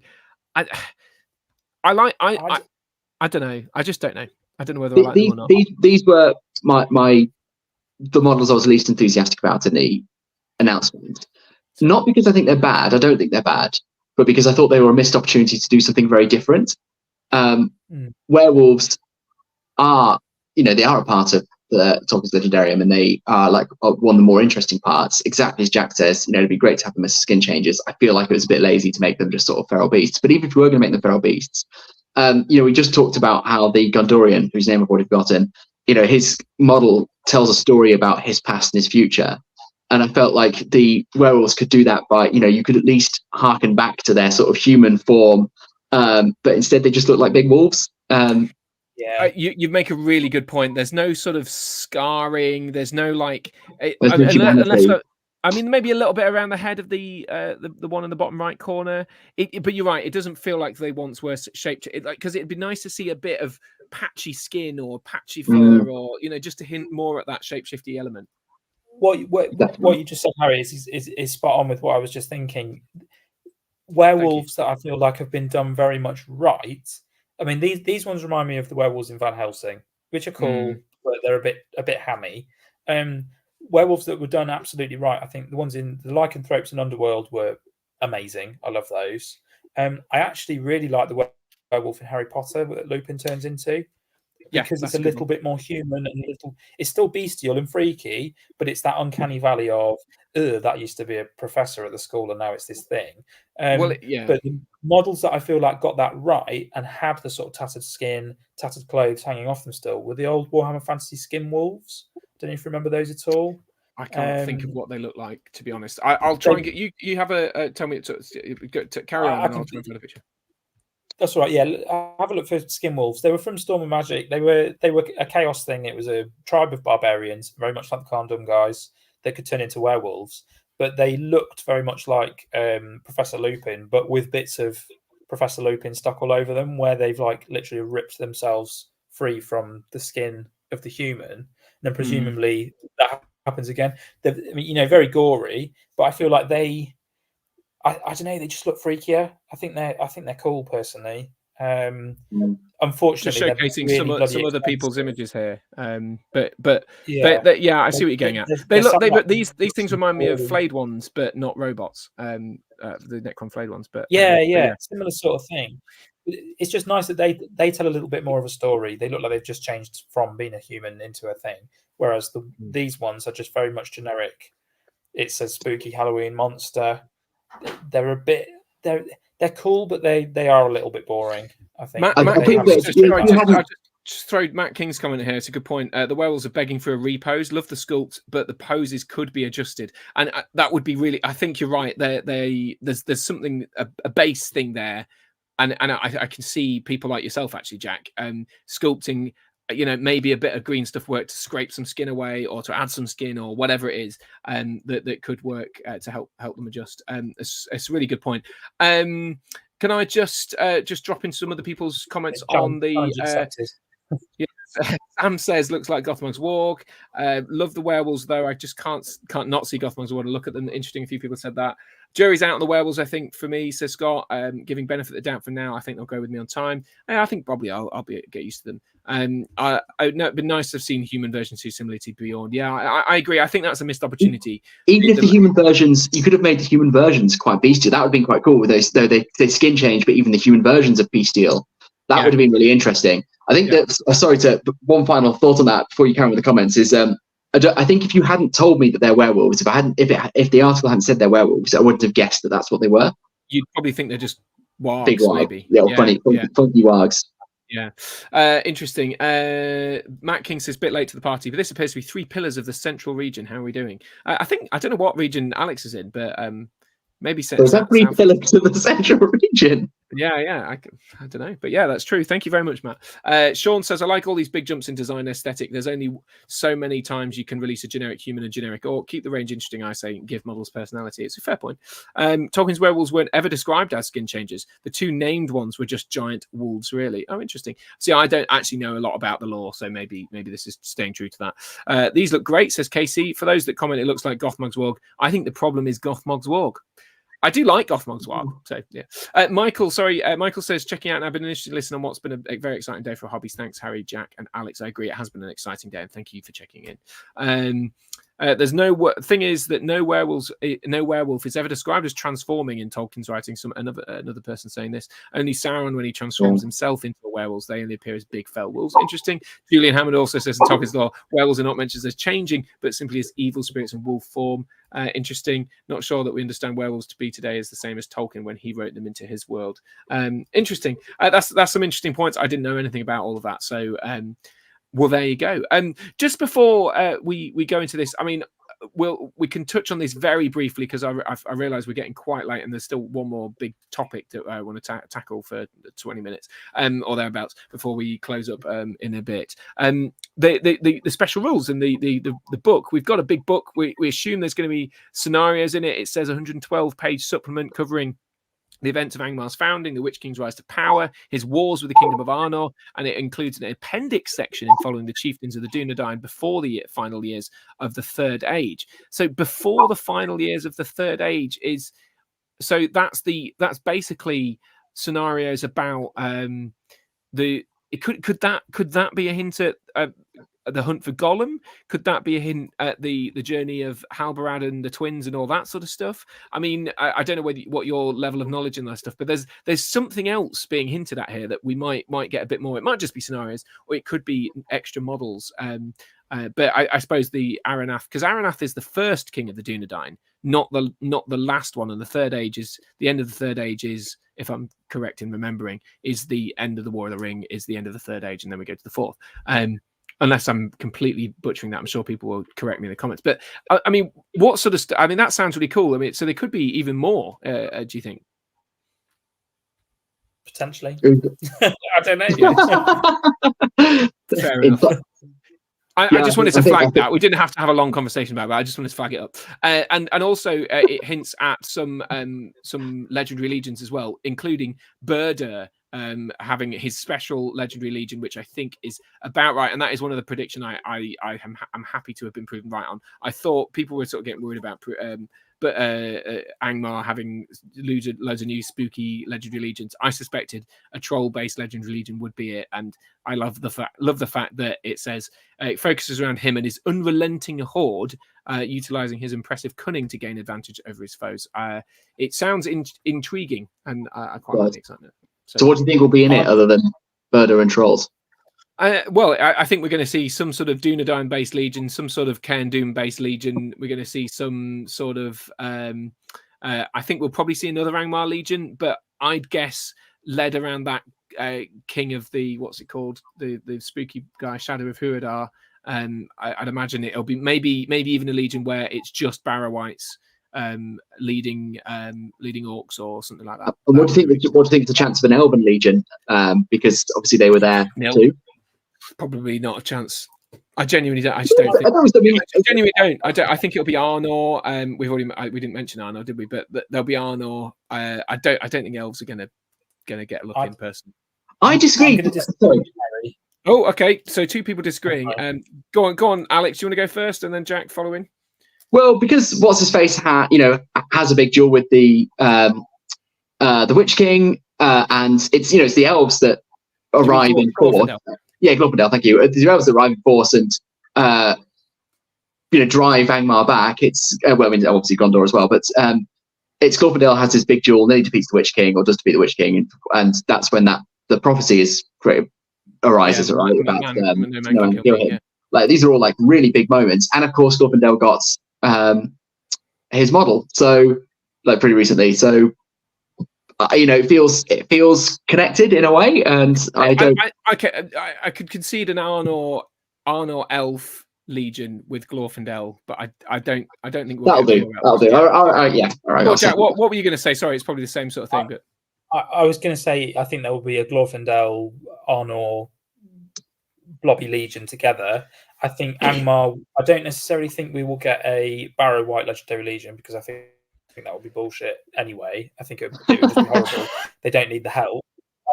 But I can foresee like an assault on Fornost legion to counteract the. I think there'll be one that's headed up by the Witch King, one headed up by Glorfindel and the King, and then the Burdur one. I actually heard rumors about this a long time ago, which was through unreliable, whispery sources, I think, and I dismissed it for wish listing. But it was that Burdur would get a legion that allowed him and a gang of trolls to ambush, which could be pretty cool. So like deep striking trolls, which whether that's what's been hinted at with his whole cunning thing, I don't know, but it would be pretty cool if we got deep striking trolls. That's a terrifying prospect, isn't it? If that comes true, interesting. Let's just go with some. So some comments here. Matt says War and Rohan was 128 pages in comparison, so that's 118. I think we said. I've scrolled away from it. 112. So Not far off. sort of not. Yeah, I think War in Rohan was a big one, but 112 is smaller than the War in Rohan. Interesting. Any speculation on when this new edition will be released? I think we're looking at Christmas basically now. Maybe October. Halloween might work quite nicely for Angmar, and then I think we're going to get a new edition at Christmas. But it's clearly going to be done this year because they're sort of. It says just around the corner, which usually is Warhammer Con speak for the next couple of weeks. You'll see something. Yeah, maybe it is. Maybe it's September. Do we think? Presumably, we think that Angmar's coming first, and then the new edition later. I agree. And yeah. presumably, therefore, we mean that we think. I'm sure this will be the case that all of the expansions are going to remain compatible, because of course, I don't think MESBG generally puts up with this kind of BS. But of course, in other games like Sigmar, they released an expansion book about 3-4 weeks before the new edition drops. It literally was. It was only viable for those 3 or 4 weeks, and then because the whole thing was nuked and they started again.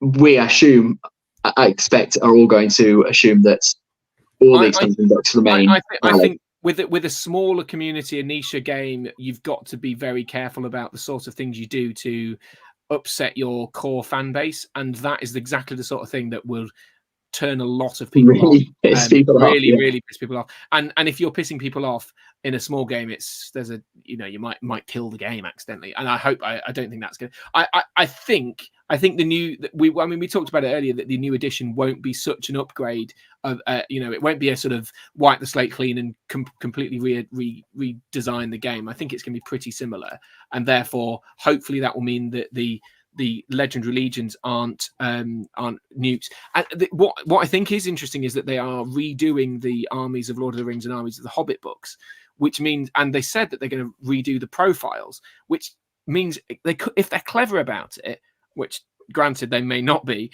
if they're clever about it, they can change the profile and then still have the legendary legions refer to the rule with the same point. So, for example, I'm trying to think of a good way of giving an example of this. So, Orc Captain is currently in a Kirith Ungol profile in this Ring Bear, down as being 40 points with a thing, but it's got no profile there. So they can change the Orc Captain profile without making this book irrelevant, as long as the points stay the same. So they could twiddle things and not fundamentally ruin these books. But I suspect eventually. What about the profiles that do appear, and I mean, some of them appear exclusively in those books. Do you think they're going? Do you think, for example, the new army books, will they include, for example, Quick Beam? I think. I mean, again, I don't profess to know anything that anyone else does, but it would be strange for me to think them putting a Rohan doing armies of the Lord of the Rings Rohan, and then not having Dernhelm, Daelwyn, Elfhelm, those guys in that section. It would feel weird to me. And it slightly invalidates the War in Rohan book, but you'd still maybe buy that for the legions, the scenarios, those sorts of things. It's just the profiles which will be in a new profile. I think maybe that's a bit of wish listing on my behalf, but it'd be weird to have Rohan and then release a new Army of Lord of the Rings book and say this is all you need for the Armies of Lord of the Rings book, and then say, oh, but if you want to expand this, then you need. That does sound like the kind of BS Games Workshop would do. Yeah, maybe. I don't know. I mean, ideally they'd put the old legions in them and maybe update them, so you only need to buy this new book. I can't see that happening. No, I don't think. I think there's going to be a line here. Yeah, if they did that. Yeah. I think it would get too bloated. Yeah, maybe it would. But interesting question, Grim Dork Future. There's 100% going to be a Legion with Gondor and Rivendell. I like that you've said 100%. I'm guessing this is Jay Clare here. Because he's so confident, Carne. No, I'm just teasing. Aonor is the giveaway. Yeah, I think you're probably right. That is true. Battle of Fornos, Legendary Legion. Hate to say it, but Alex might be making a good point, says Chris Cooper. Greetings, Chris. I don't know what that was referring to. It was about 5 minutes ago. Aenor with Gondor and Rivendell, Elrond, Círdan, Glorfindel defeat the Witch King. Yeah. Only thing I think was a big miss was the lack of elves. Considering they played a big part of the times, we should have seen the Círdan that would lead more troops like the Law, plus, of course, Glorfindel. Ardor is gone by this point, though. and there's got to be a Witch King led legendary legion for surely from Angmar. No, I would put money on there not being a Witch King led legendary legion, purely because we already have Angmar. Angmar is the Witch King's thing. I think the army list will be the only way you will play Witch King. Really? Stuff. Yeah, I genuinely think so. Isn't that like saying, well, like Rohan is Theoden's thing? So yes, like, well, there's more to restrict at Theoden's one. You've got, you can restrict some of the heroes and get rid of like your Theodrids and all that sort of stuff. That's specifically the Pelennor Fields charge moment, isn't it? Whereas I think this one, I think personally it'll be the witch because the Angmar is fine as it is. It doesn't need anything else added to it.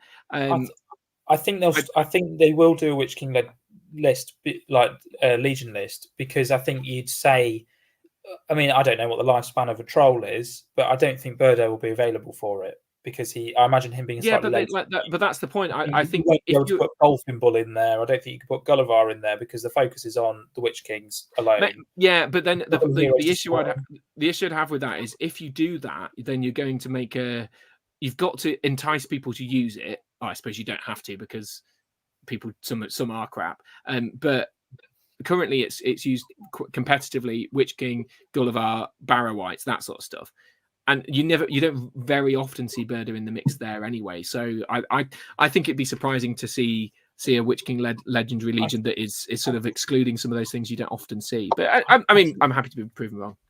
I would imagine it to be more the Witch King with mortal followers. So Super Vorks and the Men of Carndom with the Witch King, and possibly that named white the new named spooky guy. But see that's why I think that would be the Legion will be that guy and some of the Barrow Whites or some, just so that it's got a bit more spice to it. I don't know.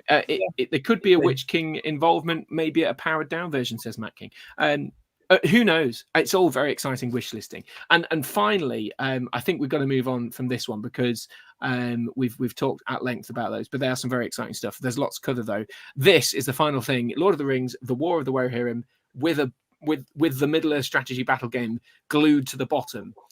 This is an official Games Workshop thing they've put together on their social media pages. So they are absolutely, by definition, I mean, it says on the community page, what else does the future hold for Middle Earth? Well, we can possibly speculate. And then it has a picture of Lord of the Rings, The War of the Rohirrim. But this is what they put on their Facebook page. So this image you're seeing right now. So I mean, it's without a doubt in my head that we're going to see probably the new edition linked to War of Rohirrim, and almost and with that, I would guess a big box set potentially. Yeah. And this is the big speculation that I want to throw out there. I think there'll be new Riders of Rohan for this. You see, okay, I'm so glad you said that, and it's what I've been waiting. I'm sorry, I didn't even wait for you to call anyone because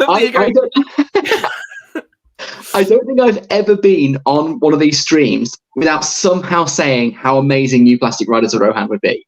Yeah, I think it's what I think about when I wake up in the morning. It's what I think about when I go to bed at night. It's what gives me wet dreams. That is what I really want. And the prospect that was actually the most exciting thing I think of everything today. Beyond the new miniatures, beyond the new rulebook, is because I do expect there's going to be a box set with either Plastic Riders of Rohan, maybe even Plastic Royal Guard. I think there's a Royal Guard in the trailer to War of the Rohan. I can't remember exactly, but anyway, I can't remember. Either way, a Plastic Rohan horsey set. I genuinely think, hand on heart, this is the best chance we've had at new Plastic Warrior models and an updated version of Warrior models in a very, very long time. It's very exciting because it's just it's something about the idea of doing a box set about what War and Rohirrim would be stupid to not do Rohan, and the idea of them redesigning a Helm Hammerhand feels strange to me because we've just had a Forge World version of it. They might still do that, I don't know, but say just. I mean, it might just not be on their radar at the time. Yeah. Well, yeah. I was wondering because I don't think, have we seen Helm have we seen him in the trailer for the film? Because there is also a slight chance, although it's, I think, an unrealistic one, that they knew what he was going to look like when they designed the miniature. Well, based on so I'm friends with Rob Alderman on the manager thing on Facebook, and he's been posting a bit today, sort of saying how exciting it has to be spending this length of time talking about it and all that, and sort of planning things with people. So it sounds to me like they've been involved in the process for quite some time. So I would suggest that maybe they do or have had access for quite some time. Whether that means that they've got going to design a new image or not, I don't know. But he's obviously, I genuinely, I mean this sincerely, I think he's my favourite MESBG miniature, Hammerhand. I think this might.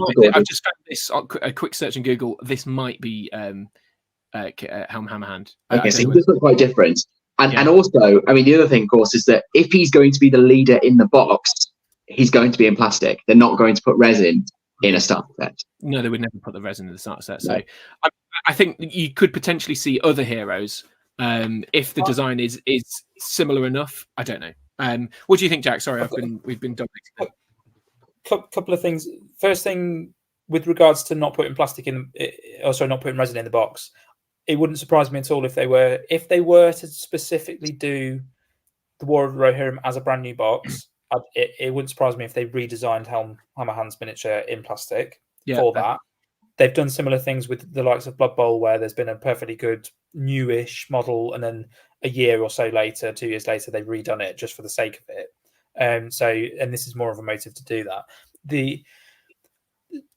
Something I'm wondering is, I mentioned it right at the start of the stream, I wonder if for the new edition we will go back to the beginning, as it were, and we will see Last Alliance with plastic. Because I mean, for goodness sake, if Burder's getting a really nice new Forge World model, we need a really nice new Sauron model, because Sauron is, he's so aged. 100%.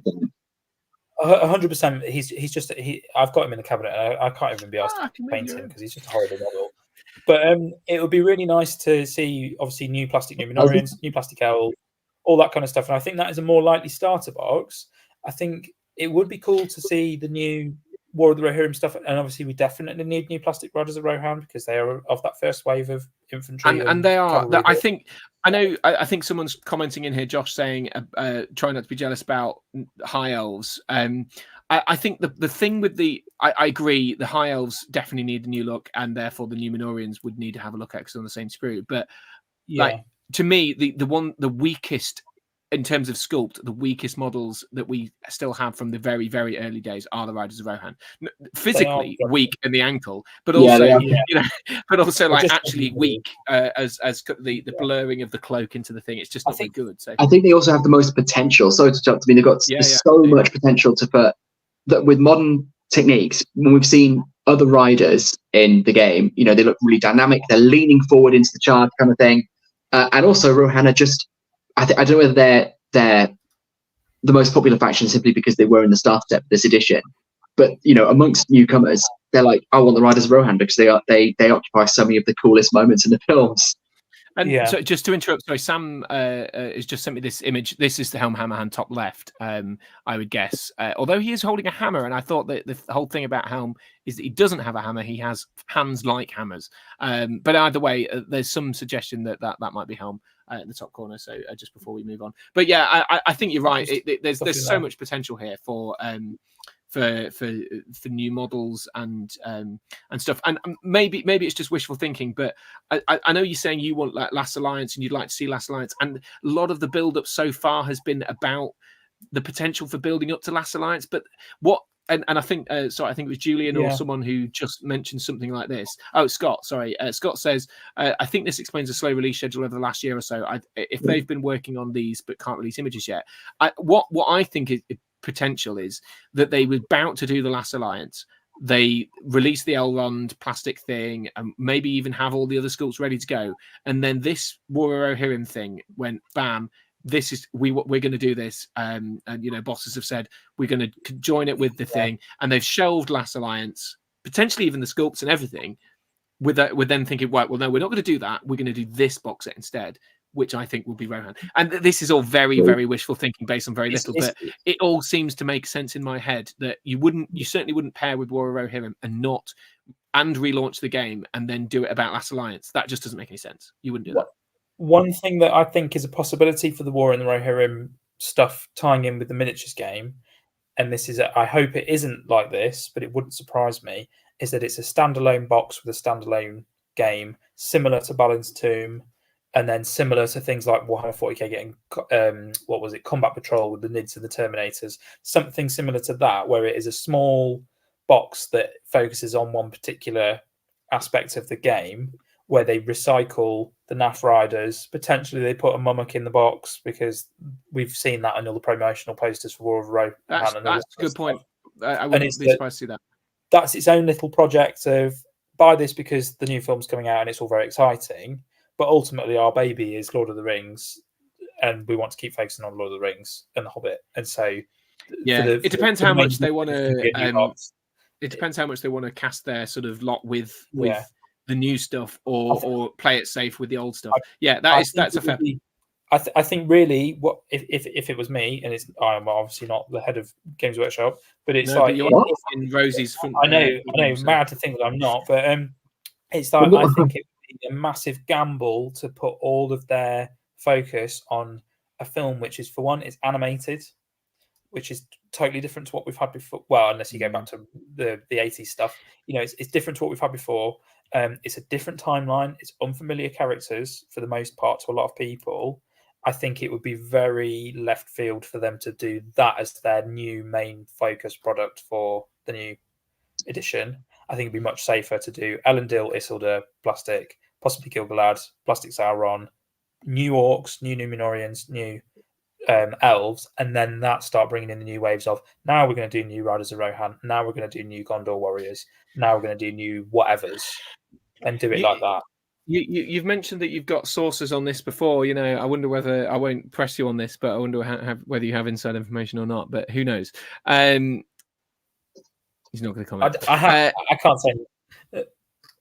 So I mean, sorry. Just to clarify, the War of Rohirrim, top right is Helm, I think. According to what Sam is saying. So, sorry, Alex, you're looking at a tiny phone. Yeah, so you have to see my face, like. It's all right. So Sam says no, not him. He looks like Thor. But yeah, I don't know. I'm intrigued by your logic there, Jack. Personally, I don't think it lines up, but I can appreciate the idea that they might not take the risk on a new thing. The only thing, the difference is with this one is it's the same license agreement that same companies that are involved as they are with the. It's better again, isn't it? So and it's PJ and it's Fran Walsh and all those people who are sort of involved. It's the same world, so it sort of makes sense. And I just think if I was the film company making War in Rohirrim, and I said, right, we're happy for you to make a game about this, and then Games Workshop said, brilliant, we're happy to tie that in. Oh, but we're going to release some stuff based on the films 20 years ago rather than this new one.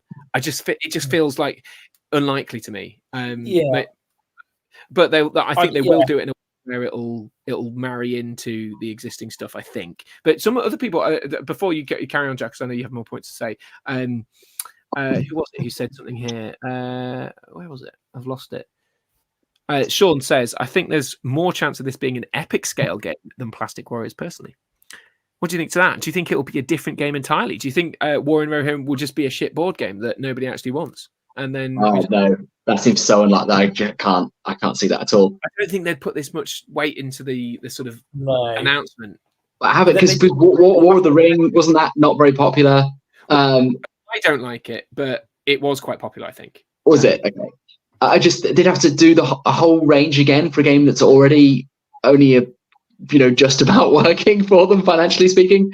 I can't see that being realistic. I think they're not going to want to upset the boat, rock the boat too much and so they'll go, if we add stuff to an existing popular game, people will continue playing the popular game, and people who really like the new stuff will bring that into it. If the new stuff is really successful, then great. It means that we'll get a load of extra new people. Like with the but like with the Hobbit films, is if we do it in a way that is clever, even if people hate the Hobbit films, which a lot of us do, it doesn't matter, because we don't mind the existence of Azog being introduced in the game, because it's still the game that we like and we love. So I think that's the safe way to play at it.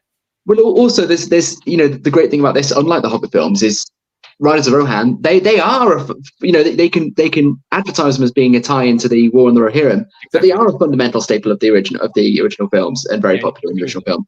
So you've got two audiences. The same for Mummox and for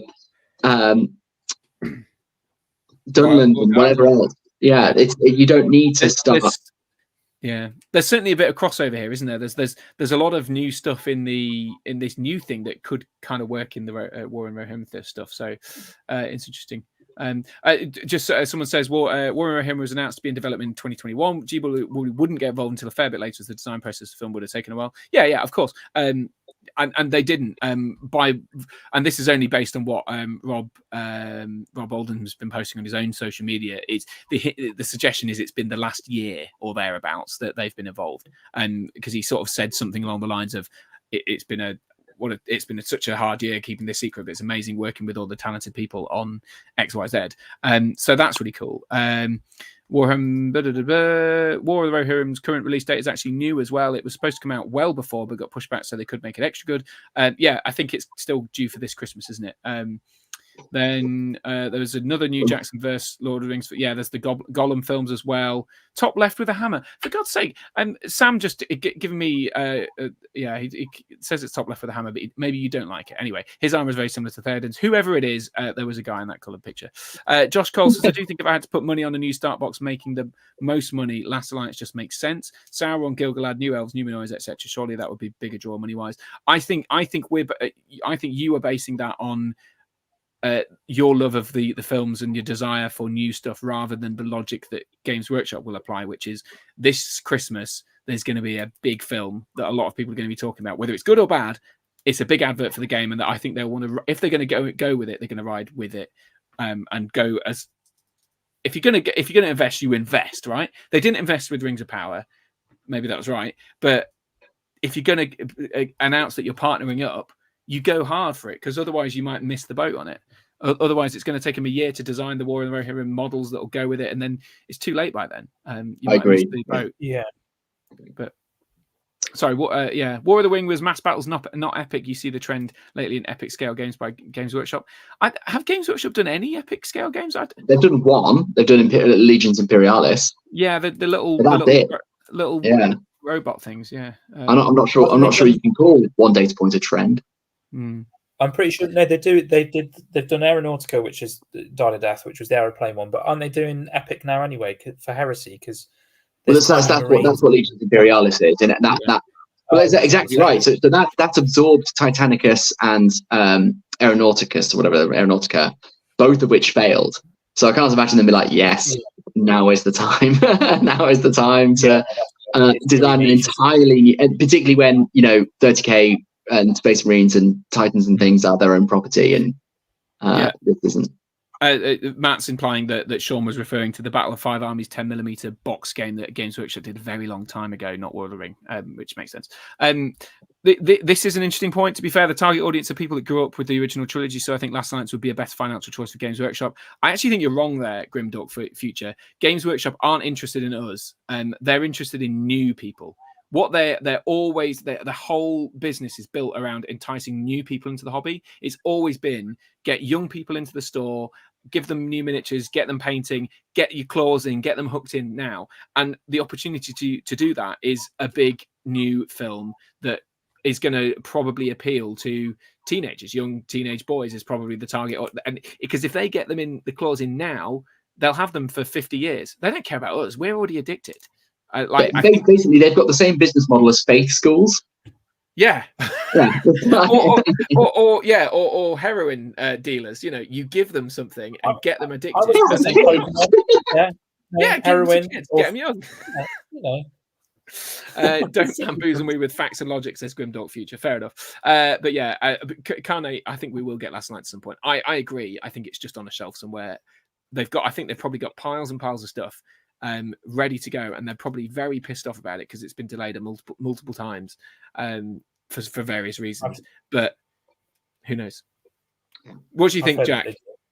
I was just going to say I've heard that they do have a lot of stuff that's sat waiting. It's not an exclusive thing for Middle Earth. It's just how Games Workshop works. They've got stuff designed that's been sat there for years and years and years, and they're just waiting for the right time to release it. Yeah. I mean, bear in mind as well, like they've got all their logistical problems as well at the moment, and I think they, like in their investor report, they said they've like slowed down releases because it's just been impossible to actually produce the models. You know, they're struggling in production, but struggling with distribution. Yeah. It says Aeronautica and Titanius, and then the Heresy Epic game, and aren't they all the same thing? Aeronautica, Titanicus, and no, they were released as separate games, but now that they've both basically died, and the miniatures have been subsumed by Legions Imperialis. Fine. And then they've seen more of that than Plastic Waves. Who knows? Either way, as we bring this nearly 2.5 hour stream to a close, I think, I know, apologies for everyone. And I know we were at peak at somewhere around 90 people watching earlier. We're now down to 54. I'm impressed that 54 have held on this long. But thank you very much for everyone watching. I just think personally, I don't know what you guys think, but this has been by far the most exciting day in the Middle Earth strategy battle game in years, easily years. I mean, I would say you're forgetting the day that they released the head, right? Yeah, I mean, it's quite a transformation since the head days, the heady days, those heady days. I mean, it's got to be the best day since long before Defense of the North. For me, I mean, Defense of the North was the last big thing we had. That was a few years ago now. Before and so was that what was announced during the live stream that 2 years ago to the day? It was Gileath box There's set. Gileath box set, and it was Elrond and Glorfindel. I think that's about it. And I think that wasn't exciting as all this. Although we haven't seen the substance of what this box set is, the combination of all these exciting new miniatures, a new supplement, and the potential change of the things, and the tie-in with the with War and Rohirrim. I just think it's great. I don't know about you, but I think it's a great time to be alive. What a lovely note to end on. Well, there you go. Well, thank you very much, guys. Not just you two for being here, but everyone for joining in, getting contributing, and getting involved in the hype. I'm glad to have been able to put your names and faces on the screen and get your reactions. Unlike those other people on YouTube, the tubes and men and Gollum gamers who are only interested in their own self-absorbed opinions. We've got you out there. We've given you a platform. Harry, Anyway. The only difference between them and us is we've trapped them here for so much longer, for 2.5 hours. That is true. And insulted them. You know, Sean was like, "Oh, hey, they might do this," and we're like, "No, you fucking idiot." And John was like, "Oh, they might do that." We're like, "No, you stupid tool." I think we've been so much worse. I've thrown shade on the Gollum's game. I love the Gollum's gamers guys too, and also of Noobs and Men as well. So credit to them for getting these reaction videos out, A, quicker, and B, much more concise. But thank you but thanks. Hopefully we've cut a lot of ground, and there's still obviously more excitement to come. And I will be at Ardicon this weekend, where Jay Clare will be doing the quiz. And usually after the quiz, he drinks some beer, and you never know what might happen after that. So I'll be on best snooping mode. So you trying to get him sacked? I try every year to get some information out of him, and sometimes he lets things slip. Nothing of major substance. So, but it'd be great to talk to him. So you might hear the scoops in Entmoot the podcast, of course, and yeah.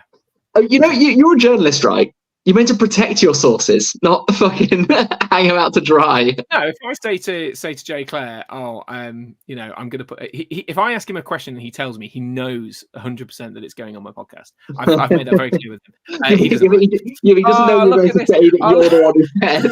Look what's just happened. Gollum's game has literally just clicked on the stream, and we've immediately heard us slagging him off. Just to be clear, Elliot, I was just slagging you off in the way that we have given everyone else a chance to comment on this, rather than just hearing your glorious voices discussing the ins and outs of the various announcements. But feel free to go back for the rewind, the 2.5 hours, to listen to the whole exciting bonanza.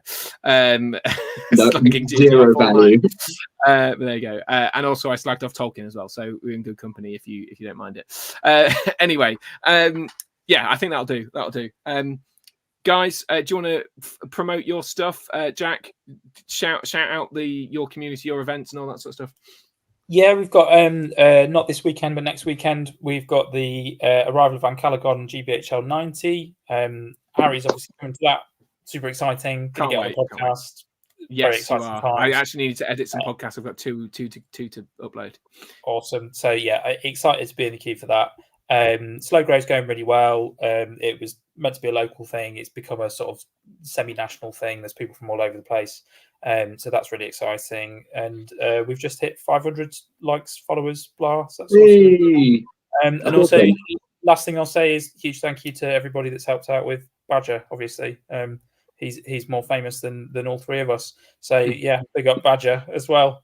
Yeah. If you don't know, do check out the Melton Middle Earth Community on Facebook, and there'll be all the updates there. And Jack, to be fair, you should shout that page out because it's actually a really great hobby resource for people to follow, because it's just you posting really great pictures of your stuff as well on Facebook and talking about your community and all that. So well worth popping a like and share. And Alex, I guess you have a plethora of things you want to plug now, do you? Which ones do you want to start with? Oh, what's the point, dude? No one's going to click. I noticed, you know what? I've just seen you've abandoned your self-promotion by calling yourself Alex when you joined in with the phone. Well, I was called out so brutally, and then my computer crashed twice. Well, if I don't get it working, I won't be uploading any more videos. So what's the fucking point, you know? Fair enough. But of course, I think many people will know Battle Camper. Well worth checking out. Your latest video was the trip around France, and it was fantastic. Really enjoyed it. Not Middle Earth strategy battle game, but all the better. It's got elves though. It's got elves. It did have elves. It was beautiful. I think Tolkien would have loved watching that video. He just fucking hated it. Cast it into the fire as well with J-Mac, who we've slagged off plenty in this podcast as well. That is top banter. That the last one was particularly galling to hear the diatribe you had against me without any kind of rebuttal. So I'm so sorry. You'll be back. I mean, we're gonna ask you to host a future episode. So oh yes, you did. So you can so I can arbitrate. Anyway, we're becoming very. This is all becoming very self-involved. Anyway, so thanks everyone for watching. Do keep an eye out for more videos and podcasts from here. But in the meantime, cheerio, and thanks guys for joining us. Cheerio. Thank you very much. Thank you for having me. Bye. Goodbye.